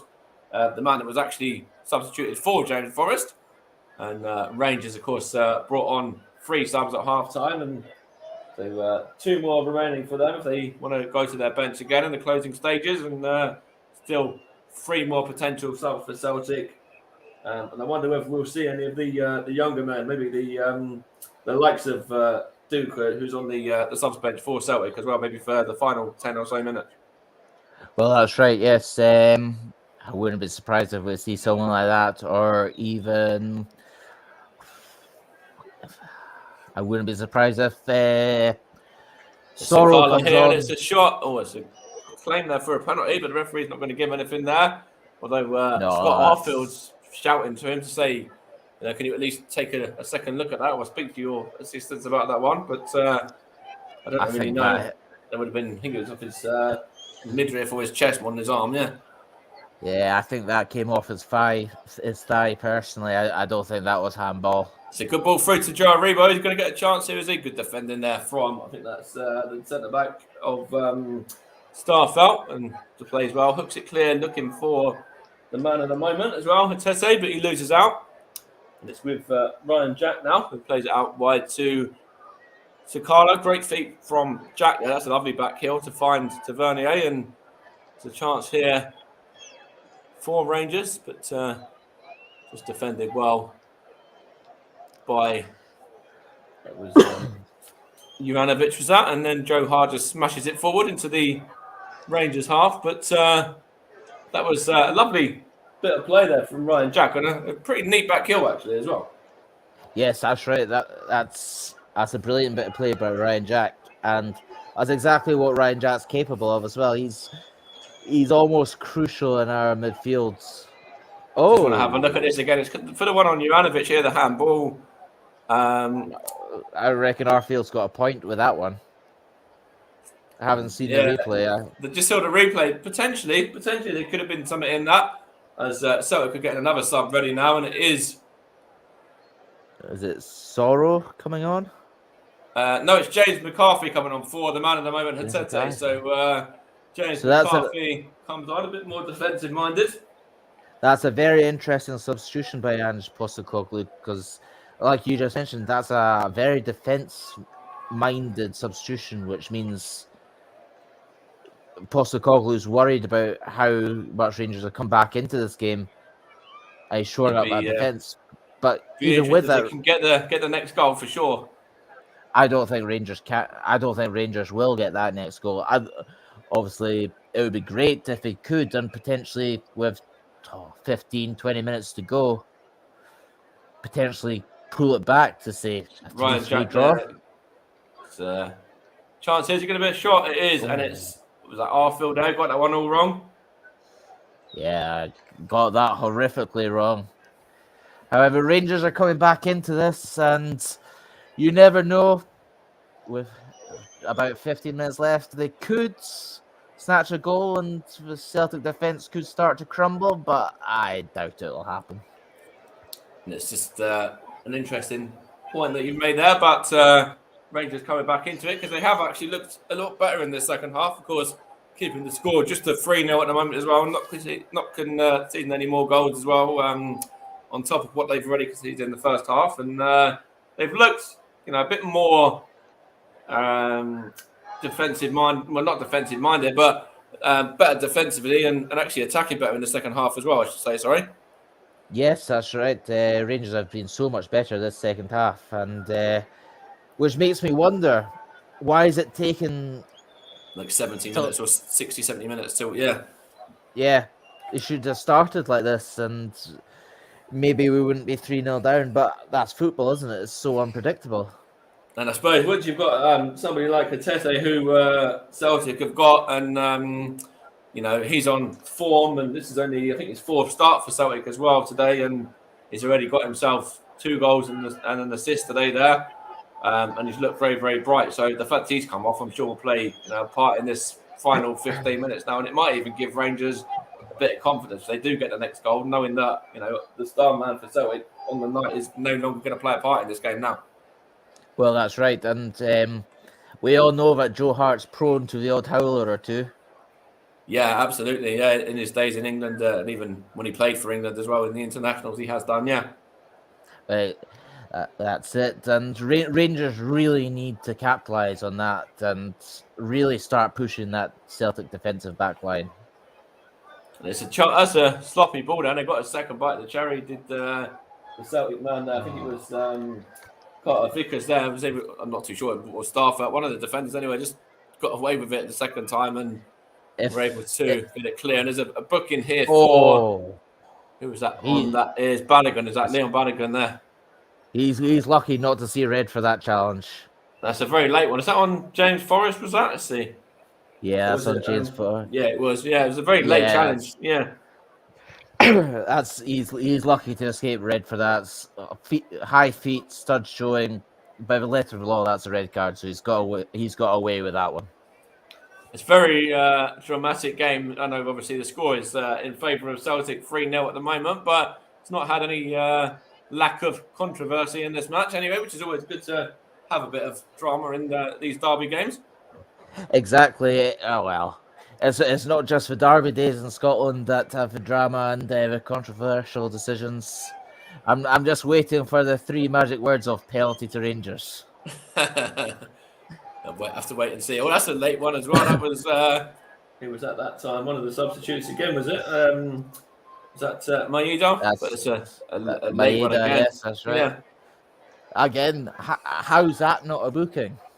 He's got away with that one for sure, especially when you look at Bannigan's there. He's got himself a yellow, and Maeda there just gets away completely scot-free, which is, I don't know whether that's, anything to do with the fact it's a home game for Celtic in front of their own fans, because sometimes that does come into play, even though it really shouldn't. It can well do. Yes, exactly. You're spot on there, and I'll bring it back to Leon Balogun getting booked, narrowly avoiding a red card, in my opinion, for something very similar, and Maeda not getting even a yellow card for that. It's, Both are very fresh similar off the kind bench. of, very similar kind of challenges really as well, I thought, yeah. I don't want to criticize the officials too much, but if you're going to book one player for a similar challenge, you've got to book the other one for doing something very similar as well. Yeah, no, 100%. Here's Ryan Jack now as he shoved to the floor there he was as well. So free kick here for Rangers now. It wasn't Ryan Jack, but it was Kent, was it that time? Ryan Kent, yeah. That was indeed. Just shoves to the floor there, and it's a free kick here for Rangers now. It's taken quickly as well, and it's Ryan Jack that time did have possession. He's got it back as well now. Just playing it around here out wide. Of course, you're listening to the commentary hub as well, and you can check us out on social media, Facebook, Twitter, and Twitch as well. We'll give you all those details shortly once we have this next corner, which is just going to go in favour of Rangers there. And it's decent ball in, but headed clear from, I think that's Carter Vickers that time, the on loan defender there. Yes, Cameron Carter Vickers, the American international, clearing it away there. He's been a terrific signing for Celtic this season. He's obviously on loan from Tottenham, isn't he, in England as well? Yes, he sure is, and I believe Celtic are... Oh, what an effort that was. Wow, I'm not too sure who that was, but that was a save from Joe Hart. I don't know whether he got a fingertip to that or not. That was Ryan Jack with a thundering strike. Thunderous long-range effort there. I don't know if Joe Hart got a save there, if he got a touch to it, because if he did, that's a fantastic save. I think he got the fingertips on it, but I'm going to say that Ryan Jack just rattled the crossbar with a shot from, 40 yards out? 45 yards out, and almost we need more of that. Inches away there from the Rangers midfielder, yeah. And that could have changed everything with roughly 10 minutes to go or so. So Rangers getting a little bit into the game now and fouled as well. So Celtic just trying to stop the play a little bit, kind of stop Rangers from getting too much momentum now. Yes, and I would love to see a replay of that shot by Ryan Jack, but I don't think they're going to show us one, Mike. I want to see if it was a save. I want to see if he got fingertips to it, because if he did, that was an absolutely brilliant save. A world-class save if he did get fingertips to it.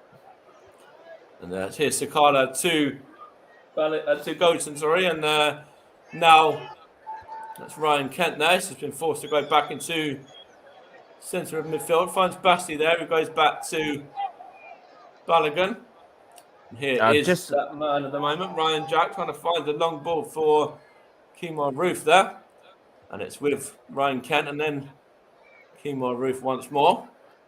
There's going to be another effort, is it, at goal here now from Aribo. No, it's good defending that time from the Celtic men on the edge of the box. And it's now a bit of a run there from, that was Maeda, wasn't it? And it's seen back to the goalkeeper, McGregor. But what were you going to say there regarding the point you were just about to make? I've just been made aware that Ryan Jack, every time Ryan Jack plays or starts a match for Rangers, we tend not to concede a goal, which we still haven't conceded since he's been on the pitch yet. Which is actually quite a major stat, because it just shows how weak Rangers are defensively, that we rely on a defensive midfielder to keep clean sheets. And he has changed the game since he's come on in Rangers' favour as well. He had that chance and he was in possession there just a moment ago, but good defending from, I think that was Carter Vickers possibly, but it looks like, potentially Giovanni Van Bronckhorst, if he started him, might have had a bit of a different outcome, because he has looked very bright in the second half, which Rangers can certainly take a lot from. Yes, exactly that. And in my opinion, Ryan Jack needs to start every game, because it's clear that he's changed the game for Rangers. I mean, brings back to my point in the first half. If you're fit enough to be on the bench, you're fit enough to start.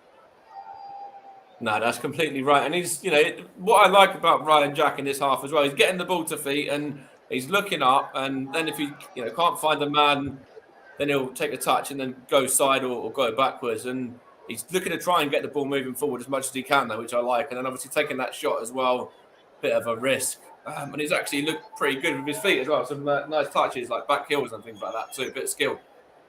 Yes, Ryan Jack is a crucial player. He, just like you said, he picks his head up, looks for that pass, looks to see where people are moving, and there was none of that in the first half. A wee fun fact for you: Ryan Jack's first ever goal for Rangers came against Celtic in a 1-0 win at Ibrox, where he nutmegged Scott Brown. Oh, lovely! That's to nutmeg somebody of Scott Brown's quality is it shows the kind of player that he is. He shows he's very, very talented and top quality player. Exactly, yes, and Ryan Jack doesn't get the recognition he deserves, and it's the same in the Scottish national team. Every time Ryan Jack plays, Scotland tend to either win or draw. Without him in that team, Scotland are very, very poor. He's only relatively young as well. In fact, he's only 29 years old, so still got to be quite a while in him yet. And they're going to show this effort now. I think he has got a glove for that as well. Let's see. No, he's no touch on that. That's just rattled the crossbar. No, that's just smashed the bar. It did look like he got a glove on it, or potentially got a glove on it, but inches away there, Ryan Jack, a few minutes ago, from making that 3-1 and giving Celtic something to think about in terms of an opportunity for Rangers maybe to get back into this game as well. That shot deserved a goal. It really did. It was an absolutely different class effort. Yeah. That's something Lionel Messi and Cristiano Ronaldo. There's a chance here for the number 17, Neves Felipe or Jota there. It's good defending from Goldson. Coming up to 6 minutes remaining, and Celtic are probably going to see this one through relatively comfortably. But what I was saying before, it looks like for player of the match. I'll come to you in that in a moment, but we're probably more than likely going to agree on who's going to get it today, I think. I actually think I've got a man of the match for the first half and second half. Okay, it's nice to have that. Okay. Yeah, so, I'll come to you. We've got this corner, so just see what happens from this corner, and I'll come to you after this. I think once we find out what happens here. It's going to be whipped in, is it, or it's going to be played short? Let's have a look here. It's got a good ball in, and it's good defending there from. There's an opportunity there for McGregor, and now who's that there? Is that Felipe? I'm not too sure, but anyway, it's with the substitute. Is that Forrest? And he's fouled Basti there, is he? And a bit of melee there, and a free kick to Celtic anyway. I think there was the two Nigerians, Aribo and Basti, was it there? That is the two Nigerians. You're spot on with that, and I don't know what James Forrest is complaining about. He's barely even touched, where he's claiming he got injured. No, he's up to his feet and absolutely fine to carry on. Yeah, he's trying to do a bit of time wasting, the classic pull a hamstring or fake pull a hamstring. There's a chance here for O'Reilly to whip this one in, the former MK Dons man, of course, and it's taken a touch over the top there from McGregor to push that one over the top for a corner. That's a big save by Alan McGregor. That looked like it was looping in at the far. It was dipping. Back. No, it was certainly dipping. Yeah, it was a very good save. And again, we can come to Alan McGregor for how he's played in this game. He's looked very, very lively with some of the stops that he's made. He made sort of 4 in the first half. I think he's made 1 or 2 in this second as well. Yeah, well, I think I referred to it in the first half. McGregor is a big game player. He's kept Rangers in so many matches and saved them so many times that Taylor's going to make way. I think Celtic are actually going to get 4 subs ready here for the final 4 minutes. I think they're going to use all the rest of their subs anyway now, by the looks of it, I think. So if my maths are right, that's another 2 substitutes they're allowed. Let's have a look. I know they're bringing on. Well, Taylor's coming off anyway. I don't know if was that because there might be some of the players that have come off earlier on in the game. I don't know. They were sitting behind him, maybe. Yeah, but it's or are they making another sub there as well? Anyway, 2 player of the matches. First half and second half. Let's go first half first then. So first half will have to be the goal scorer of the 2 goals, Rio Hatate. Yeah, you got the assist obviously as well. Yeah. Yeah, and for the second half, it's got to be Ryan Jack. But overall, Hatate gets my man of the match for the full game. Yeah, that's very, very fair. And unbiased as well, which is nice. Yes, yeah, I've got to try my best. Even though it pains me to say it, I've got to try my best. Yeah, you've done very, very well. Here's the other substitution as well, which O'Reilly's coming off there and Sorrow's coming on. Don't come on for Yotto as well. That's an interesting substitution by Postecoglou. It is, yeah. I'm intrigued to see how many minutes are added on to this match, given that Celtic have used all 5 substitutes and there's been a few stoppages. Yeah, there could potentially be, 5 minutes of added time, maybe at the end of this game, maybe, yeah. Potentially 5 minutes. I would say more realistically, we're maybe looking at 3 or 4 minutes added on. Yeah, very possible, yeah. So it's also the sort of game where you'd be quite happy for 10, 15 minutes added on if you're a Celtic fan.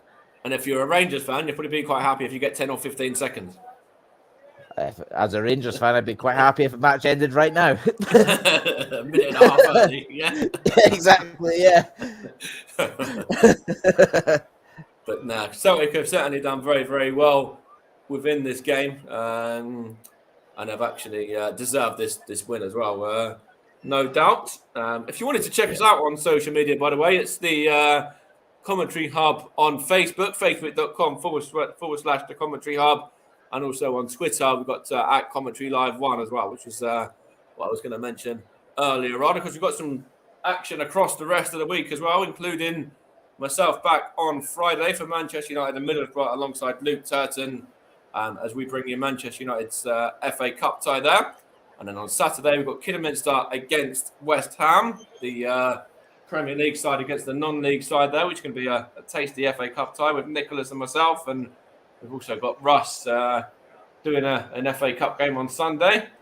We've got JB doing a game as well. And we've got a lot of the FA Cup games, in fact, being covered over there this weekend. Chris Whiteman and Trevor Sports are back for their return as well.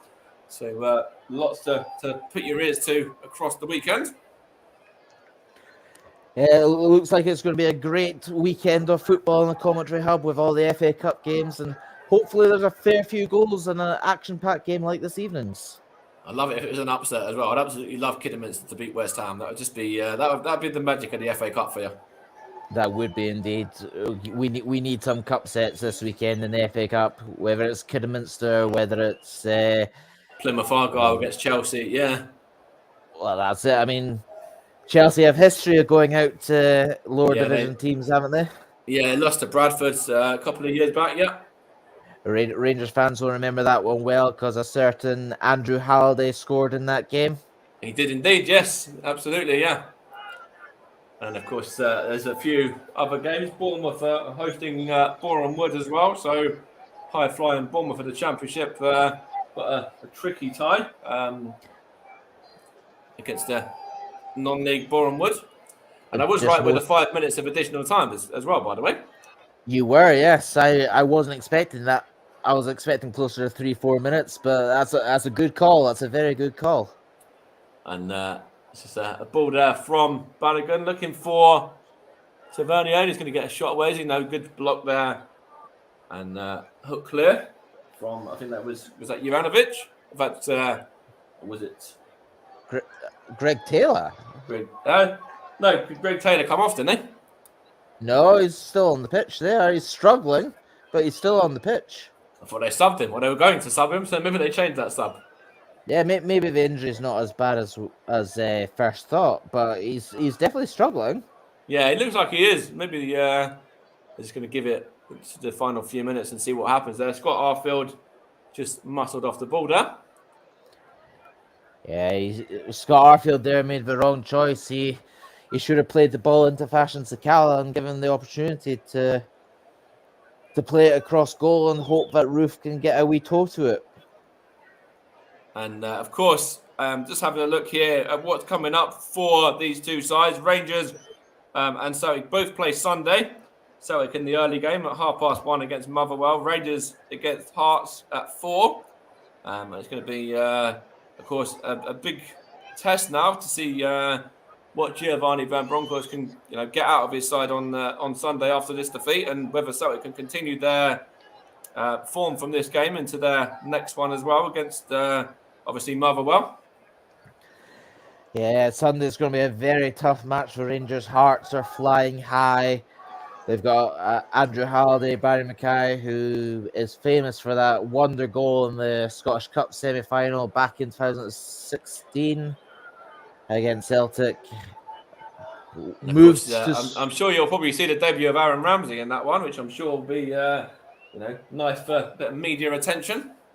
Yes, definitely. It might take the focus off this defeat ever so slightly, but Giovanni Van Bronckhorst has a lot of work to do. And of course, you mentioned earlier on about Alfredo Morelos as well, who is away with his national side. Yanis Hadji as well. When's he expected back? So Yanis Hadji is out for the rest of the season after having knee surgery. So that's another big miss then. Obviously, another really, really good player. And it's a massive miss there for Rangers. And, missed him today as well in this game. Yeah, we've really missed Yanis Hadji and Alfredo Morelos today. There's a chance there, and it's over the top from Goalson. It doesn't even look like Rangers are going to get themselves a consolation at the moment.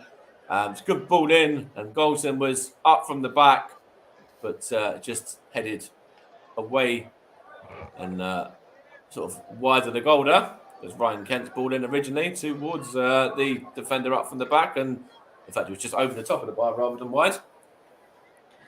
Rangers have been dreadful tonight, and Celtic 100% deserved their victory, and credit where credit's due. They've played us off the park, and I mentioned it moments ago, Giovanni Van Bronckhorst has a lot of work to do on that training ground tomorrow morning.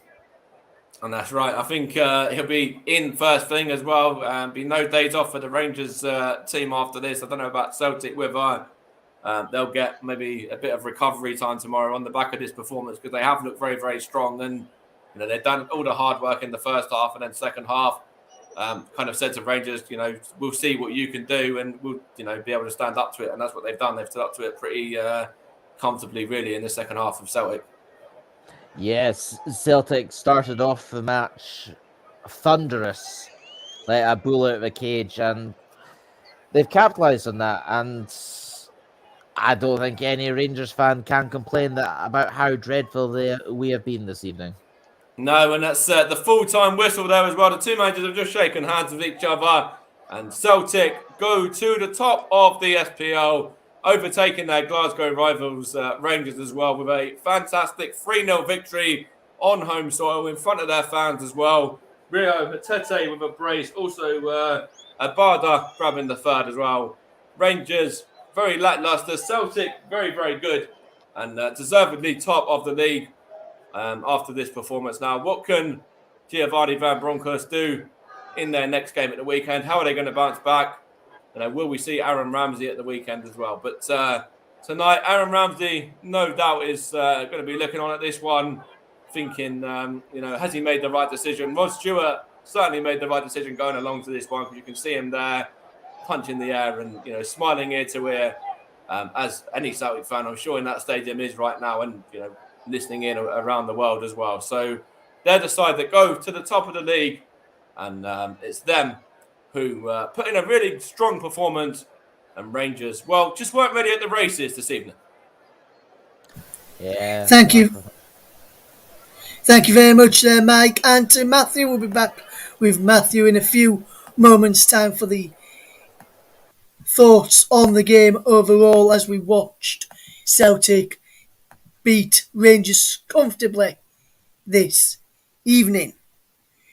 We'll be taking just a quick break, but when we return, we'll mention some of the other scores that's happened tonight and get the thoughts of Matthew McCallum on what has been a sorry day and a dismal day at the office for Rangers, but we're back in just a couple of minutes.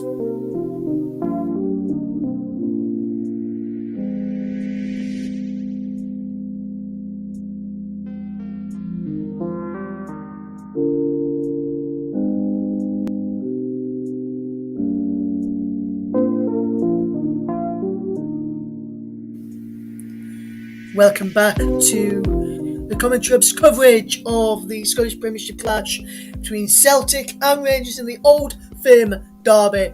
And it was Celtic who ran out comfortable winners in the end by 3-0. Before we get the thoughts of Matthew McCallum this evening, let's run you through some of the other results and latest scores from all the other matches taking place this evening.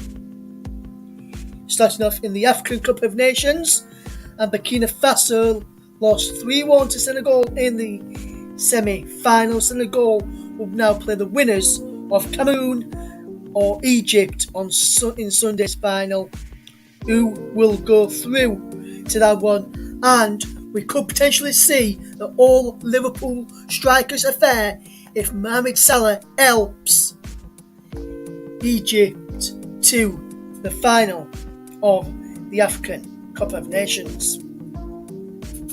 In the Championship this evening, Barnsley lost to Cardiff by 1-0 thanks to a second half strike from Ook Ispiezu, who joined Cardiff on deadline day from Middlesbrough, while Huddersfield Town beat 10-man Derby County by 2-0 thanks to second half goals from Dwayne Holmes, the former Huddersfield man, and Jordan Rhodes as well. Derby was down to 10 after just 3 minutes when Richard Stearman was sent off for a bad challenge on Lewis O'Brien to receive a straight red card. So the Championship table, with what that result means, Barnsley remain bottom of the table after their defeat to Cardiff. Cardiff are now on to 29 points. Huddersfield, with their win over Derby, who remain in 23rd place, a point above Barnsley. Huddersfield are up to 5th above West Bromwich Albion on 48 points, just 10 points behind leaders Fulham or Carlos Corberán's Huddersfield Town. In the Professional Development League, Wigan Athletics under-23s beat Peterborough by 3-2. Well, in the Premier League Cup, Huddersfield Town's under-23s also got a win tonight. 2 wins for Huddersfield today. 7-23s beat Watford by 3-0. In the Liga Portugal, Benfica lost 2-1 to Gil Vicente, while Sporting Club de Portugal are beating Belenenses by 3-1. In the Scottish Premiership, in the game we covered this evening, Celtic beat Rangers by 3-0. So I have to keep reminding any Rangers fans out there listening this evening, but any Celtic fans out there listening, you won by 3-0, which means you're now top of the table by a point from Rangers, who dropped to second, Arsenal into third, Motherwell into fourth, Ibs into fifth, and Aberdeen into sixth. At the bottom of the table, Dundee are bottom on 18 points, level on points with St Johnstone. Ross County in 10th on 23. St Mirren is in 9th on 26. Livingston are in 8th on 26, while Dundee United are in 7th on 29 points. Aberdeen have also got 29 points. So the gap at the top of the SPL is just 1 point, as Celtic have overtook Rangers. In the South American World Cup qualifiers in the early hours of this morning, Brazil did very, very well to beat Paraguay by 4-0. Rafinha with one, Coutinho with another, Antony and Rodrigo on target for Brazil. Rafinha had a goal disallowed through VAR for an handball in the build-up to that goal on just 2 minutes, but he opened the score on 28 minutes. Gabriel Jesus of Manchester City also played a part for Brazil, and Peru drew 1-1 with Ecuador in the early hours of this morning as well. Also, in some other matches, in the Copa del Rey in Spain, Real Vallecano beat Mallorca by a goal to 0, while Valencia beat a leading Cadiz by 2-1. In a friendly international, Belize and Nicaragua drew by a goal 1-1. In that one, in a club friendly, latest score from the game which I mentioned, one of the games I mentioned earlier, a couple of games I mentioned earlier, Toronto FC beat Los Angeles FC by 2-1, while River Plate losing to Riverdale by a goal to 0 on 61 minutes in that one, and that's all the results and some latest scores from today so far. Another result to tell you about in the women's football, in the women's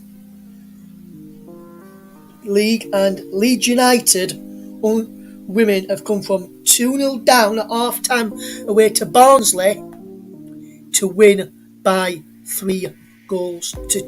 So there's a comprehensive roundup of the results tonight. And what a result for Leeds. Bridie Annan, the captain of Leeds United women, I believe she is, scored a free kick in the 86th minute to win it for Leeds United away at Barnsley this evening. Now let's go back to our main focus then, and the Scottish Premiership and the game which we covered this evening, and we'll go to that in a second.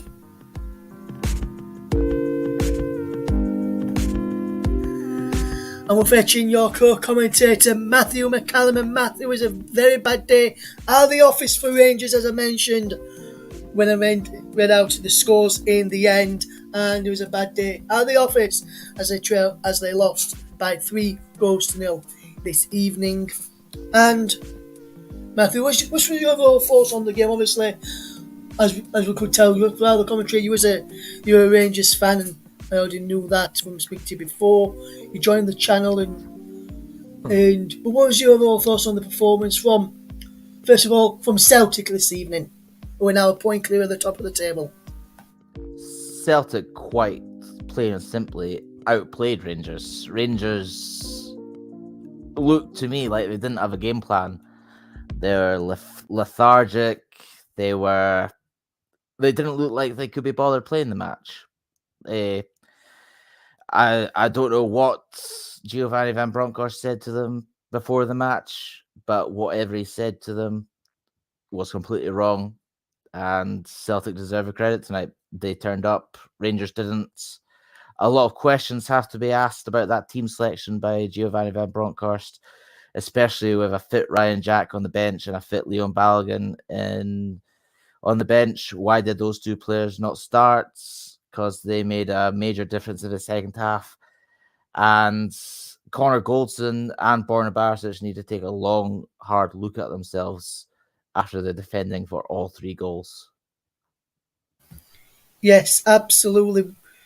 A better second half performance from Rangers in the end compared to the first half as well. We'll fetch Mike in just a second, as I think he's got a question for you. But just before we go to Mike, obviously you mentioned there that Jack and Barisic made a difference at half time. Would you have started both of them in the first half in tonight's game, Matthew, or would you have? How many changes would you have made from the start of the game today? Would you have made those two changes? Yes, I would have completely, and I believe I said during commentary, if you're fit enough for the bench, you're fit enough to start. And it's common knowledge that Ryan Jack is a key starter for Rangers. He's a key player. He's the heartbeat of that midfield. And in answer to your other question, the players I would have actually started from the bench this evening is Liam Balogun, Ryan Jack, Fashion Sakala, and the young teenager Alex Lowry. Why Giovanni didn't make all 5 substitutions, given that he could make all 5 substitutions, whether it's bringing Stephen Davis on to shore up at the midfield even more, Cedric Itten play 2 up front with Sakala and Kent on the wings. I don't understand what was going through Giovanni Van Bronckhorst's mind tonight. That was I think there's only one word to describe that performance, and that's shambolic. Absolutely there, Matthew, absolutely there. And just before we do wrap up this evening, because we'll be wrapping up very, very shortly, as we've been on just over, coming up towards 2.5 hours this evening. I know that Mike Orneman has got a question for you this evening, Matt. And Mike, what's your question for Matt? And Matt, try and answer it as best you can. Yeah, so basically my question was really in regards to looking ahead really to the game on Sunday. And, what can Rangers do now? Obviously, they've got to try and bounce back. Obviously, they've got Aaron Ramsey who might come in. It's the first defeat of the season. So, the next, 3 or 4 days, what can Giovanni Van Bronckhorst do to get themselves ready for that game on Sunday? Because it is a huge game now, isn't it? Sunday has become massive. It is the definition of a must-win match. If Rangers want to stay in this title race, they have to win on Sunday, and Hearts will be no pushover. Aaron Ramsey should come into the team. I'd like to see him and Ryan Jack start on Sunday against Hearts, and I'd like to see Borna Barisic dropped, and Calvin Bassey playing outside on the left, with Liam Balogun coming back in the central defence. But again, it brings me back to some things I said about tonight's match. Questions have to be asked about the team selection and the defensive errors that were on display tonight. McGregor made some key saves tonight, which kept the scoreline down from being 5 or 6. And if it wasn't already an embarrassment, if I was Giovanni Van Bronckhorst right now, and I can't wait to see his post-match interview to see the excuses he creates, I would be going ballistic in that dressing room. I mentioned on commentary that at halftime the players needed a rocket, and looking back on it, I think they needed more than a rocket. Absolutely there, Matthew, absolutely. I really do agree with you that they needed something more than just a rocket this evening, did Rangers, from with their performance tonight. Just one final one before we do wrap up, guys. If anyone's got a question who's listening to the show from Matt or to Mike this evening, you can just put it in and I'll try and ask it before we finish this evening. But if we just look at the overall performance and looking ahead to the weekend, then obviously you said you'd have made some changes to what started tonight, especially without the impact of some of the substitutes, especially Jack did in the second half for Rangers tonight. Jack and Barisic did for Rangers in the second half. You're in Giovanni Van Bronckhorst's shoes. Not literally, but say you're in Giovanni Van Bronckhorst's shoes tonight. Obviously, Balogun played. Come on for Barisic. You said you'd have probably started him. Fashion, you said you probably would have played him as well from beginning. So, looking from that team that played tonight, so starting lineup tonight, so McGregor, Tavernier, Golson, Bassett, Barisic, Arfield, Kamara, Aribo, Diallo, Roof and Kent. From those, with the 3 changes that you made tonight with Fashion, Jack and Balogun, which players would you keep in after that performance tonight for the weekend, Matthew, just before we wrap up? The players I'd keep in is Joe Aribo, Al McGregor, James Tavernier. Connor Goldson will stay in. Glenn Kamara and Ryan Kent. We'll welcome back Morelos, or at least I hope we welcome back Morelos, and he'll be leading the line on Sunday.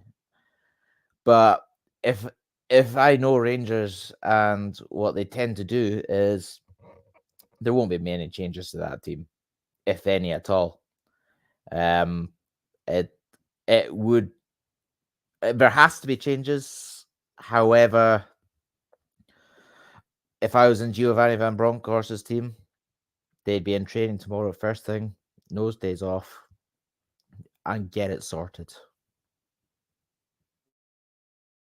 Yes, absolutely. It would be so many changes as well. And I think, and I probably, like you, Matt, as well, I probably won't give him any days off at all this evening as well. So I'll probably fetch him in tomorrow morning or tomorrow afternoon at the latest. Tomorrow afternoon at the latest. But just before we do wrap up, thank you to everyone who's listened this evening. And yes, JB, it was a quick break that I did when I took a break between the game finishing and reading out the scores and everything just before we finish there. So I just want to say thank you to the people that's tuned in, titles been in the chat.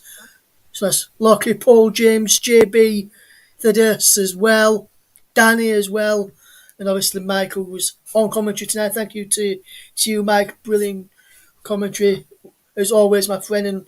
And coming up on the commentary of this weekend, just before we do wrap up, just to let people know what we've got coming up on the channel with some FA Cup coverage. Just to let you all know, on Friday night, join Mike Ornament alongside Luke Turton as they bring you Manchester United against Middlesbrough in the FA Cup.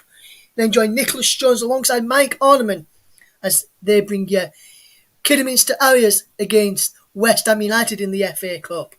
On Saturday evening at 8 o'clock, join myself in the presenter's chair once again as I present as we bring you Tottenham against Brighton with John Stuttard and Luke Turton on your commentary team. And then join me on Sunday, lunchtime at 12 o'clock as Liverpool entertain Cardiff, a Cardiff side who have won tonight by a 1-0 against Barnsley. Liverpool not in action this past week also due to the international break for South American sides to catch up with some of the World Cup qualifying campaigns.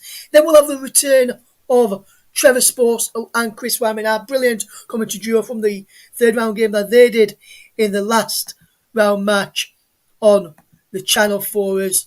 They are back in action again on Sunday when they will bring you brilliant coverage of Nottingham Forest's game against Leicester in the last round.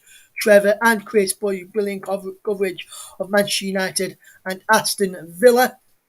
And on presenting duty on Sunday afternoon with the kickoff at 4 o'clock, it will be JB and he'll be presenting the coverage for you there as well.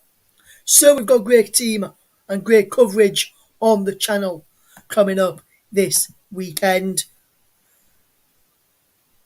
We just want to say we are in partnership for the season with the streaming app called Melon. Visit their website at melonapp.com. Also, you can visit our Twitter feed as well, Commentary Live. Want to find out what games are coming up. I'll put them on there with who's going to be commentating as well alongside, so you know who's going to be bringing you which coverage of each of the games. And also, like us on Facebook as well. Just go to facebook.com/The Commentary Hub. Capital THE commentary, capital COMMENTARY,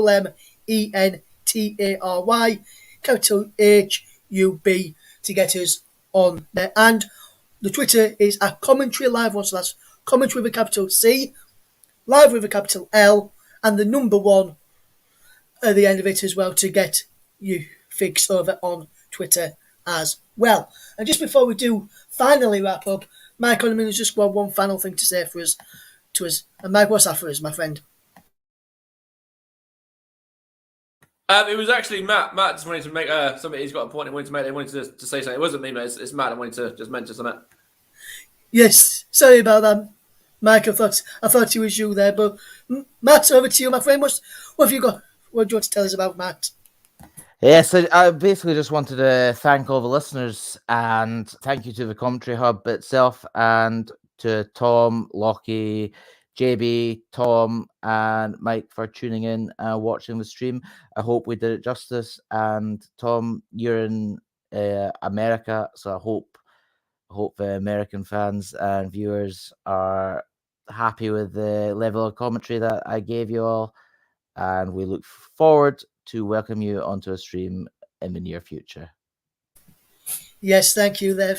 Some shout outs there from Matthew McCullum as well there. Thank you to anyone who's listening to the show tonight or on the playback. That's all we have got time for this evening. A very big thank you to everyone who is tuned in this evening. We really hope you've enjoyed it. From myself, from Mike, and from Matt. Thank you very much for listening. Mike will be back for you on Friday to start our FA Cup 5-game bomb with a brilliant time as Manchester United host Championship side Middlesbrough. Can the Championship side cause an upset? And will we have an upset on our hands on the channel as we try and fetch you on as Kidderminster take on West Ham as well? Cardiff travel to Liverpool. Brighton travel to Tottenham. And Nottingham Forest play host to Leicester. Forest scores an upset in the last round, knocking out Arsenal. Can they knock out another Premier League side in Leicester City on Sunday? From all of the team here, thank you very much for listening, and we'll see you all very, very soon. Goodbye for now.